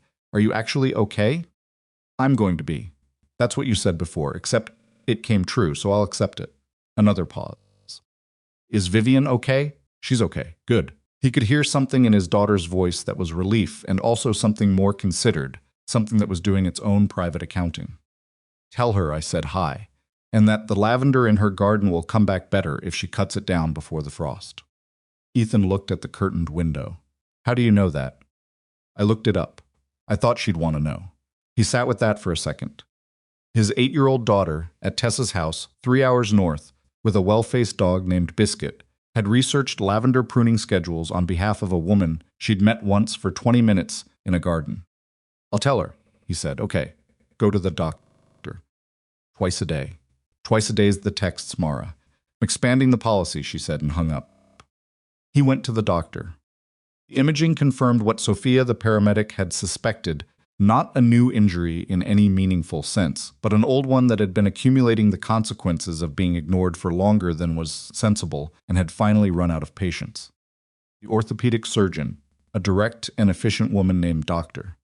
Patel, told him in clear and unambiguous language that he needed surgical repair, followed by a recovery period that she described as a minimum of 8 weeks and a realistic expectation of 12. 12 weeks, he said. You've been compensating for this injury for a long time, she said, in the tone of someone who had delivered this specific news to stubborn people before. The compensation is now creating secondary damage. Surgery addresses the source. 12 weeks of following the rehabilitation protocol addresses the secondary damage. She looked at him over the top of her reading glasses. You have a physically demanding job. I do. Then you have a choice between 12 weeks now, or losing significant function permanently. Those are your actual options. He scheduled the surgery for the following week. On the drive back to the estate, he'd go by his shop afterward, check in with Marcus, begin the process of organizing the next several months around a reality he hadn't chosen, but was apparently going to live in. He thought about practical problems. The shop would need coverage beyond what Marcus could manage alone. He had a regular customer base, accounts he maintained, a reputation built over 4 years, that required actual consistent presence. He'd need to make calls, have uncomfortable conversations, ask for help, which was not something he did naturally or well. He thought about the repair shop with the morning light coming through the bay windows, the particular smell of metal and oil and old concrete, the satisfaction of a problem with a clear solution and a visible result. He thought about how much of himself he'd put into that small physical world and how much he'd needed it after everything that had come before. He thought about Vivian saying, "You can leave the door open. That's all I'm asking." He pulled into the shop's parking area at 11 in the morning and sat in the truck for a moment before going in. Marcus was inside. He could see movement through the glass panel of the bay door. The whiteboard through the window had jobs written on it. A cue, the ordinary ongoing life of the business he'd built. He went in. Marcus looked up from under the hood of a sedan and said, "Hey, you look like you've had a week." "I've had a week." Shoulder? Marcus had noticed the way he was carrying it. Surgery next week. Marcus straightened and absorbed this with the specific equanimity of a 22-year-old who handled whatever came at him without much drama. Okay, what do we need? Ethan looked at the whiteboard. Q. at the shop that had been his whole visible world for 4 years. I need to call a few people. Get some coverage arrangements sorted. You're going to need to run point for a while. I can do that. I know you can. He looked at the younger man. I'm going to pay you properly for it. Not the rate we've been running. Marcus started to say something dismissive and Ethan cut it off. Not a conversation, Marcus. Okay, Marcus said simply. Ethan went to the back office. Made 4 phone calls, 2 to other shop owners he knew who could handle overflow, 1 to a customer with a long-scheduled job who needed to be rescheduled, 1 to the insurance company because certain paperwork existed and required attention. Each call was its own minor negotiation, its own small awkwardness. He didn't like asking for accommodation. He'd built the whole enterprise on the premise of not needing it. He made the calls anyway. That evening he went back to the estate. Not because operational necessity required. Kerrigan's team had what they needed. Harold's protocols were functioning. Kessler was in federal custody, and the architecture of the threat had collapsed. But because he'd told a woman he would leave a door open, and he intended to do what he said he'd do. Vivian was in the garden when he found her. Not the study, not the formal rooms, the garden. In the early evening cold, with a pair of pruning shears in her hand and the lavender border approximately half cut back. She looked up when she heard him on the path, then at the shears in her hand, then back at him with the expression of someone who'd been caught doing something and was deciding whether to explain. Mara said to cut it before the frost. She said, I know. She told me to tell you. Vivian looked at the half-pruned lavender. She researched it, apparently. A silence. And Vivian said quietly, she doesn't know me. She knows enough. He came down the path and stopped near her. She's thorough. Once she's decided something matters to her, she follows through. Vivian looked at him. He could see her processing that. Processing what it meant that an 8-year-old she'd walked a garden with for 20 minutes had from 3 hours away looked up the right time to prune lavender and sent the information back. She's extraordinary, Vivian said, not with gushing sentiment, but with the specific recognition of someone who assessed things honestly and called them what they were. Don't tell her that. She'll be insufferable. She's already a little insufferable. In the best possible way, he almost smiled. The shoulder ached. The garden was cold and darkening at the edges. Vivian had pruning shears in her hand, and the lavender was half done, and it was a completely ordinary scene, except for everything that had preceded it. Surgery's next week, he said. 12 weeks of recovery after. Her expression shifted. That's significant. The doctor used the words permanent function loss to motivate my cooperation, which was effective. He looked at the lavender. The shop sorted. Marcus can manage. A pause. I'm going to be less mobile than I usually am. For a while. I know. She turned the pruning shears over in her hand. You could work from somewhere more comfortable than that back office, she said carefully. There's plenty of space here. She stopped. Reconsidered. I'm not making an offer with conditions attached to it. I mean it practically. Recovery's easier when the space is comfortable. You're offering me a room. I'm offering you a spare wing of a house that's too large for one person during a recovery period because it's practical. She met his eyes. And because I'd like you to be nearby. He stood in the garden in the cold and looked at this woman who had told him she was terrified of this too, and had asked him anyway, and thought about what it cost her to make that kind of practical, deliberately unglamorous offer, not a grand gesture, not a romantic declaration, just, there's space here, and I want you in it. Can I bring Mara? He said. Something moved across her face. I was hoping you would. She'll have opinions about the house. I expect she will, and she'll want to finish the lavender herself. Vivian looked at the half-pruned border and then held the shears out toward him, handle first. Then we'll leave half of it. He took the shears. The shoulder protested the reach, and he ignored it, which was a habit he was apparently going to have to revise. He looked at the lavender, at the frost-brittle stems, at the border that was half done and waiting. Friday, he said. I'll bring her Friday. I'll make sure Biscuit. She stopped. Biscuit isn't a factor. I was going to say I'll make sure there's soup in the kitchen, she said, for when she arrives. So she has something to compete with. He looked at her. She was completely serious, and also, somewhere underneath the seriousness, quietly pleased with herself, which he was surprised to find he recognized and liked. She'll take that as a challenge, he said. Good, said Vivian. I'm counting on it. The garden was nearly dark. The lights from the house were coming through the windows in long, pale bars, laying themselves across the flagstones and the cut-back lavender and the cold, late-season grass. Ethan set the pruning shears against the wall and stood in the almost dark with a woman he had not been looking for when this started, and thought about a door he'd decided to leave open, and thought about his daughter 3 hours north, telling a good-faced dog about soup, and thought about a desk in storage that had been waiting 4 years. Some things, it turned out, waited for the right time, regardless of how long it took you to be ready for them. He wasn't fully ready. He suspected she wasn't either. But the door was open. That was enough to start with. He drove north to get Mara on a Friday morning, 3 days after Kessler was formally charged. The charges were substantial conspiracy, solicitation of kidnapping, financial crimes spanning 8 years across 4 jurisdictions, and a separate count connected to the classified technology that Kerrigan's team had spent the better part of 2 weeks to Kemp's untangling from Kessler's financial records. Kerrigan had called Ethan the evening before to give him the summary, not because she was required to, but because she was the kind of person who understood that some people needed to hear the final shape of a thing before they could fully put it down. He's not making bail, she said. The federal judge looked at the flight risk profile and the asset base and said no. His legal team will appeal, but it'll take months and the outcome's unlikely to change. A pause. You should know the cooperating witnesses from the first arrest gave us material that goes back further than the gala. There are other cases that are going to be affected by this. Other people who've been waiting a long time for Kessler to be touchable. Good, Ethan said. The classified technology side is being handled separately, at a level I don't have full visibility into. But Marlowe Dynamics has been fully cleared of any compliance issues. Whatever access Kessler was trying to get, he didn't get it. Also good. You're a man of extensive vocabulary, Kerrigan said, dry as October.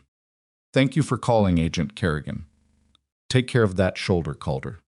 He drove north with the windows up against the November cold and the radio on low, something instrumental that filled the cab without demanding anything from him.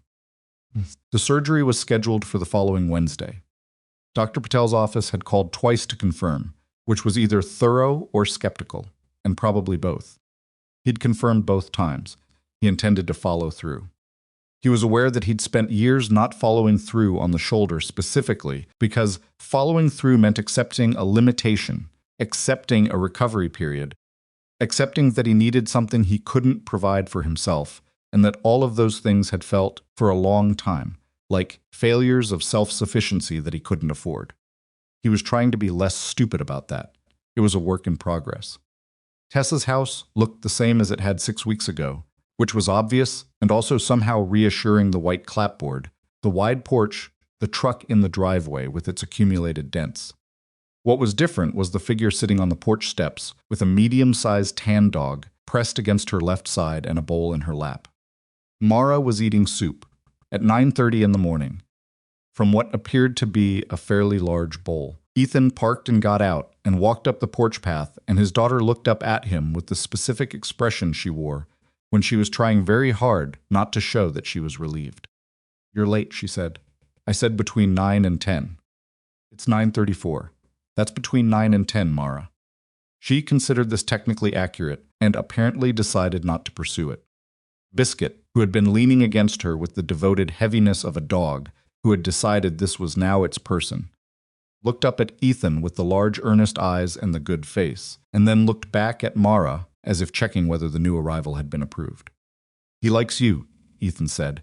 "He has excellent judgment." Mara looked at the bowl. "I made this morning's batch for Tessa as a goodbye. Batch 7. It's the best one. You've made 7 batches of soup in 6 weeks. I've been refining the process." She stood, carefully transferring the bowl without spilling, and looked at him properly for the first time, the full looking over that she did when she needed to confirm something. Her eyes went to the shoulder, to the way he was standing, to his face. "You look tired. I've had a week. You keep saying that." Keeps being true. She handed him the bowl of soup, which he understood was an offering and accepted accordingly. It was good. Actually legitimately good. The salt balanced, the vegetables present, without being aggressive about it, Something warm and uncomplicated that did exactly what soup was supposed to do. Batch 7 is the best one, he confirmed. She pressed her lips together to suppress something. I know. Tessa came out through the screen door with a travel mug and a canvas bag that had Mara's things in it efficiently packed, because Tessa was efficient. Because being efficient was how you got through medical school and residency and 12 years of practicing in a town where you were sometimes the only person available. She handed the bag to Ethan and looked at him in the way she'd looked at him since they'd known each other straight, unfiltered, the look of someone who had seen enough of the world to be honest about what they saw. Shoulder, she said. Surgery Wednesday. Good. She said it with the satisfaction of someone whose medical recommendation had finally been acted upon. Then quieter. She was good here. She's a good kid, Ethan. I know. She organized my spice cabinet without being asked. Just decided it needed doing and did it. Tessa shook her head slightly. Alphabetically. He looked at Mara, who was saying goodbye to Biscuit, with the specific ceremony of a person conducting a formal farewell. Biscuit was receiving this solemnly. She gets the organizational instinct from her mother, Ethan said. And the stubbornness? That one's mine. Tessa almost smiled. She looked at him for a moment longer. You're going to be okay, she said. Not a question. The specific statement of someone who had decided it was true, and was saying it because she wanted him to hear it said out loud. I think so, he said, which was more than he would have said 6 weeks ago, and both of them knew it. Mara was quiet for the first half hour of the drive south, watching the countryside move past the window, the same way she'd watched it going the other direction 6 weeks ago. Biscuit had walked them to Tessa's truck and watched them drive away with an expression of dignified resignation that Mara had described, through the back window, as very mature for a dog. Around the 40-minute mark, she said, Are we going to your house or Vivian's? Mine first. Then we'll see. That's not really an answer. The answer I have right now. She accepted this and was quiet for another stretch. Then she invited us, didn't she? It wasn't a question quite. More like someone confirming a thing they'd already worked out. She has space, Ethan said carefully. During the recovery period. Practical. Practical. Mara said the word the way you'd pick up an object you suspected of being something other than what it appeared. That's one word for it. Mara. I'm just noting that practical is a word people use when they mean something that also has feelings attached to it, but they don't want to lead with the feelings part. He looked at the road. When did you get so perceptive? I've always been perceptive. You're just in a situation that makes it harder to ignore. She turned from the window. Her? She's a person I respect. That's not what I asked. Mara Dad. Her voice was patient, the patience of someone who'd decided to wait him out. I looked up lavender pruning and sent her the information because I wanted her garden to be okay. I think you know why I wanted that. He drove for a moment. Outside, the suburban outskirts of the city were beginning more traffic, fewer open fields, the landscape losing its spaciousness. Yes, he said, I like her. Okay, Mara said simply. That's it? Just okay. What else should I say? You like her. She likes you. Her garden needs work, and she has enough space to not be in each other's way constantly, which is important because you're not good at being in people's way, and she probably isn't either. She looked back out the window. It's pretty straightforward. It's not straightforward. It's complicated. Things are only as complicated as you make them, she said, in the tone of someone who'd heard it somewhere and was now testing it out. Then, a beat later, actually that's not true. Some things are genuinely complicated. But this one isn't that complicated. He almost said something and then didn't. His daughter at 8 was already better at this than he'd been at 37, and acknowledging that too directly felt like it might give her ideas. They drove the rest of the way into the city with the radio on low and Mara reading something on her phone, occasionally showing him a photo of what Biscuit had been doing during his 6 weeks of Mara-supervised existence, which included sleeping in 3 different positions on the same couch cushion, looking with great focus at a bird through a window, and sitting next to Mara's soup pot, looking hopeful. Tessa let him have any soup? Ethan asked. Batch 3 was a little too salty for humans, but fine for dogs. So yes. You gave experimental soup to the dog. It wasn't experimental. It was a calibration batch. She put the phone away. He liked it. His house was exactly as he'd left it 6 weeks ago, which in practice meant it needed cleaning. The kitchen had exactly one egg and most of a jar of peanut butter in it. And the small back bedroom, that was Mara's, had the specific organized stillness of a room whose occupant had left in a hurry, while trying not to look like they were leaving in a hurry. Mara walked through it with the quiet attention of someone taking inventory. She stood in her bedroom doorway for a moment, not saying anything, and then went in and sat on the edge of her bed, which was still made the way she'd left it. He stood in the hallway and watched her. She looked small in the room, and then she looked fine. And then she looked like herself, which was all three of those simultaneously. Because she was 8 and had spent 6 weeks in someone else's house and was now sitting in the room she'd grown up in and doing the work of returning to it. "I want to rearrange my desk," she said. "Okay, not today. But soon, whenever you want." She was quiet. "Then it's good to be home." "Yeah," he said, "it is." He gave her the afternoon at the house, familiar space, familiar things, the ordinary restoration of being in your own room with your own stuff in the particular way that has no substitute. He made lunch from what was available, which was honestly not much, and then drove to the grocery store and came back and made something better. They ate at the kitchen table, and Mara told him about things from the 6 weeks, a book Tessa had that she'd read, a neighbor of Tessa's who had chickens and had let Mara help collect eggs one morning, a dream she'd had twice about the kitchen at the estate that she described matter-of-factly, without attaching significance to it. He listened. He did the dishes. He texted Marcus to confirm the shop's queue status and got back a response that was essentially, "Fine. Stop checking. We've got it." At 5 in the afternoon, sitting in the living room with the lamp on, because the November dark came early, and without apology, Mara looked up from her book and said, "Can we go see her tomorrow?" "Vivian, you said we'd see." She kept her eyes on the book. "I think we should go tomorrow. She's got the lavender to finish," he said. Mara looked up at him.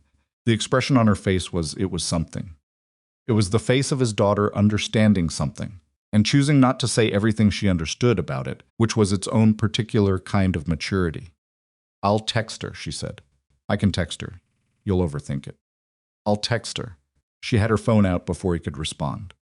He watched his 8-year-old daughter compose a text to a billionaire CEO about lavender pruning and leftover soup and visiting tomorrow, and said nothing, because there was nothing useful to say that Mara wasn't already handling more efficiently than he would have. The response came in 4 minutes. Mara read it, nodded once with the satisfaction of someone whose logistical arrangement had been confirmed, and went back to her book. "She says 10 o'clock and she'll have the pruning shears ready," Mara reported. "Also, she wants to know if my soup needs a full kitchen, or if she can just buy ingredients and let me work with what's there." "What did you tell her?" "I told her I work with whatever's there. That's the whole point of cooking, you figure it out with what you have." She turned a page. She said that's a good approach to most things. He sat with that for a moment. Outside, the November dark had arrived fully, and the neighborhood was doing its quiet evening thing, a car here, a lit window there, the distant sound of something ordinary. His house, his street, his kid on the couch with a book. It was a small world. He'd built it small on purpose, and it had kept them, and he'd been right to build it the way he had. He didn't regret that. But he was beginning to understand, and this was the understanding that had been working its way toward him for weeks. In kitchens at 3 in the morning, and in gardens in the cold, and in the specific sound of a shot going past him, and the specific thought that followed it, which was not about the threat, but about the people on the other side of it, that small was not the same as complete. That safety was not the same as fullness, that a door left open was not the same as an undefended wall. He'd kept his world small because he'd been afraid that anything he let in would become something he could lose. He'd been so focused on the arithmetic of loss that he'd stopped doing the other arithmetic, the one that counted what was already there, what was possible, what his daughter would learn about love and risk and openness from watching how he lived. Mara, who had looked at Tessa's dog and said that's a very good face, and committed immediately. Mara, who had looked up lavender pruning for a woman she'd met once because she'd decided the woman mattered. Mara, who had said things are only as complicated as you make them, with the easy confidence of someone who hadn't yet learned to be afraid of the things she wanted. He had taught her almost everything he knew. She had apparently been teaching him something back, in her quiet, observant way, without making a point of it. They drove out to the estate the next morning through a November that had decided to be honest about what it was: cold, pale, the trees stripped down to their structure, the sky the particular gray that isn't threatening, just true. Mara had brought her own soup pot, which she'd placed on the back seat with the care of someone transporting something important, because she had decided she was making batch 8 at Vivian's kitchen and wanted the right equipment. Vivian met them at the garden gate, not the formal entrance. She was dressed for the cold, a heavier coat this time, the kind with actual insulation, which suggested she'd taken the temperature seriously, and she had the pruning shears in one hand and a pair of garden gloves in the other. And when Mara came through the gate and looked at the half-finished lavender border, with the expression of someone who had been thinking about this for 3 days, Vivian held the spare gloves out without commentary. Mara put them on. They were too large. She didn't mention it. "You left the easy half," Mara said, examining the border. "I left the back half. The growth pattern is different along the wall." Mara crouched to look at the base of the plants. "The root structure looks okay. You cut the front at a good height." "I read about it," Vivian said, "after you sent the information." Mara looked up at her. "You actually read it?" "I did. I also read 3 other articles because I wasn't sure the first one was complete." Something in Mara's expression shifted a small recalibration, the specific look of a person updating their assessment of someone. "That's a good approach," she said. "I thought you'd think so." They worked the border together for the better part of an hour, Mara methodical, occasionally consulting the mental model she'd apparently built from her research, Vivian following her direction with the practical willingness of someone who understood that expertise came from wherever it came from, and the source's age was irrelevant. Ethan sat on the low garden wall and watched them and did not offer assistance, because the shoulder was making its standard commentary about what it thought of physical activity, and also because the scene in front of him didn't need anything added to it. They talked while they worked. Mara asked Vivian about the company, not in the deferential way adults asked about it, not in the impressed way people asked when they'd just looked up the revenue figures, but in the practical way of someone who wanted to understand how things functioned. What does Marlowe Dynamics actually make? How do you know when the thing you're making is actually done? Do you like the people you work with, or do you just tolerate them? Vivian answered all of it directly, without condescension and without simplifying past the point of truth. Mostly technology for systems that need to be very reliable in difficult conditions. You know it's done when the testing produces results that don't lie to you. Both some people I genuinely like and some I tolerate, and the ratio is probably better than average, but not as good as I'd like. That's honest, Mara said. I try to be. Most adults aren't. Honest with kids, I mean. They simplify too much. I noticed you don't respond well to oversimplification. I respond fine to it. I just don't respect it. Mara cut a stem cleanly and moved along the border. Dad says you can tell what a person actually thinks of you by how they talk to you when they think you won't understand. Your dad says smart things. Sometimes. He's also stubborn and bad at asking for help, and it took him 4 years to deal with his shoulder, so. She said this without cruelty, just observation. He's a work in progress. Most people worth knowing are, Vivian said. Ethan, from the wall I can hear this conversation. We know, Mara said, without looking up. Soup happened in the afternoon. Mara stood at Vivian's kitchen counter and assessed what was available with the critical eye of someone who had learned, over 7 iterations, to build from what was there rather than what was ideal. Vivian's kitchen was well stocked. She had staff who managed it during the week, and Mara moved through it with increasing satisfaction, occasionally holding something up and saying yes, for this works with the specific pleasure of a person whose process was being supported by good materials. Ethan sat at the kitchen table. His shoulder was telling him things he was choosing to hear without acting on, because surgery was in 4 days, and doctor.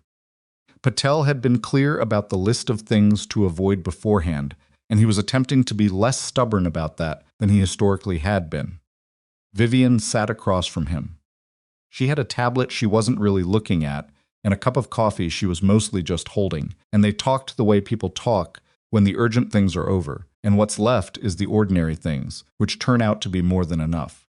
The desk, he said. She looked up. What? Your father's desk? You said you'd call about it when this was over. She was quiet for a moment. I called Monday, she said. It's coming out of storage next week. He looked at her. Good. It's not going to fit the office aesthetic, she said. It's enormous and old, and it'll look completely out of place. There anyway. That's what I'm doing. A pause. I've been thinking about some changes to how I'm running things. Structurally. Some things got clearer during the past few weeks. About what I was spending my time on, and whether that was the same as what I wanted to spend my time on. She turned the coffee cup slowly. Not a dramatic overhaul. Just some recalibration. Toward what? Toward the things that are actually worth protecting. She said it carefully, like she'd been practicing the phrasing. Company matters. The work matters.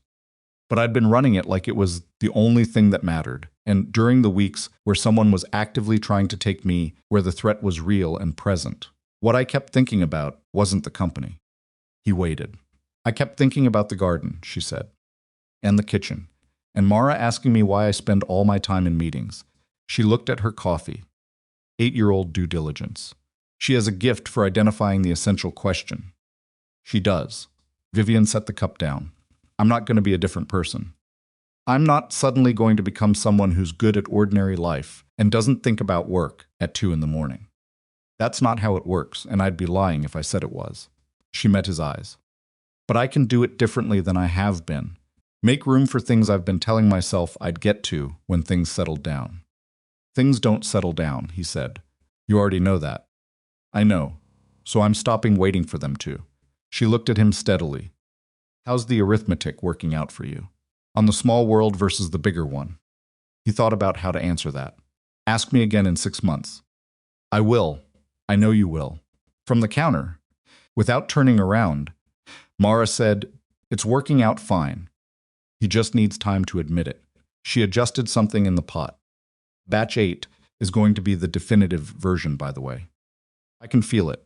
How do you feel a soup batch? Vivian asked. You just know. The smell is right. Mara turned briefly. You'll see. She was right about batch 8. It was, and Ethan ate 2 bowls at the kitchen table in the late afternoon, light, with his shoulder aching and his daughter across from him, and Vivian in the chair at the head of the table looking more comfortable there than she. Ever appeared in boardrooms genuinely excellent. Not perfect. The carrots were slightly more cooked than ideal, and Mara knew it and said so before anyone else could, which was characteristic. But the overall thing was good in the way that food made by someone who has been working patiently towards something is good. It had the taste of real effort in it. They ate and talked, and the afternoon moved into the early dark the way November afternoons do, without ceremony. Kitchen lights came on. Mara finished her soup and asked if she could explore the house, which Vivian said yes to, with the ease of someone who had already decided that Mara's presence in the house was not a complication, but the opposite of one. They listened to her footsteps in the room above for a while, exploring methodically the way she did things. She's going to reorganize something, Ethan said. I'm counting on it, Vivian said. He looked at her across the table. The kitchen was warm, and the soup was finished, and outside the November dark was complete. And the weeks of threat and operational tension and careful navigation had resolved into this the specific ordinary reality of 2 people sitting across a kitchen table while a kid explored the rooms above them. It wasn't clean. It wasn't fully resolved in the interior way that mattered. There were still things to navigate, things to learn about each other that you could only learn slowly. The inevitable complications of 2 lives that had been built separately and were now carefully and without a clear blueprint, finding out what they were when they were adjacent. His shoulder needed surgery and 12 weeks of recovery. His shop needed steady management and the trust he was placing in Marcus. Mara needed to go back to school and back to her routines and back to the ordinary business of being 8, which was its own significant work. Vivian had a company to recalibrate and a desk to retrieve, and the ongoing work of a life she was restructuring with the same deliberate competence she brought to everything. None of it was finished. None of it was simple, but the door was open. They were on the same side of it, and sitting at this table in this kitchen, with the soup pot's footstep in the stove, and his daughter's footsteps above them, and the night outside the windows doing its ordinary winter thing, Ethan Calder, who had spent 4 years believing that small meant safe, that closed meant protected, That the best thing a man with a past like his could do was make his world as narrow and controlled as possible and hold it very still understood something that he should probably have understood sooner. Safety had never come from the size of the world. It had never come from the locked door or the quiet street or the careful management of who got close enough to matter. It had always come from the quality of the people inside the door, from the choosing and the keeping, and the willingness to let the things that mattered actually matter. He'd chosen carefully. He'd kept Mara's world small out of love, and the love was right, even if the smallness had been fear wearing love's clothing. He understood that now, without judgment, he'd done what he'd known how to do, in the aftermath of a life that had taken things from him and left him uncertain about what he could afford to risk. That was human. That was the thing that people did. The work now was different. Harder in some ways, easier in others. The work now was learning to let a bigger life be as real as the small one had been. To let Vivian's laughter in the kitchen matter in the permanent way rather than the temporary one. To let Mara have a version of home that had more rooms in it than the one they'd been living in. He was not all the way there. He'd said that honestly, and meant it. But he was closer than he'd been 6 weeks ago, and 6 weeks ago he'd been closer than he'd been a year before that, and that was the only arithmetic that ever actually mattered. Mara's footsteps came back down the stairs. She appeared in the kitchen doorway, with the specific expression of someone who has finished their investigation and reached conclusions. "The library on the second floor has a ladder," she announced. "It does," Vivian confirmed. "A rolling one, a track." "Yes." Mara looked at her with something approaching reverence. "That's the best thing I've ever seen in a house. You're welcome to use it. I'm going to need to think about which book to get from the highest shelf first. It needs to be the right choice." She came fully into the kitchen and looked at the table at Ethan, at Vivian, at the finished soup bowls, the kitchen light doing what kitchen lights do in the early evening when the dark is outside and the warm is in.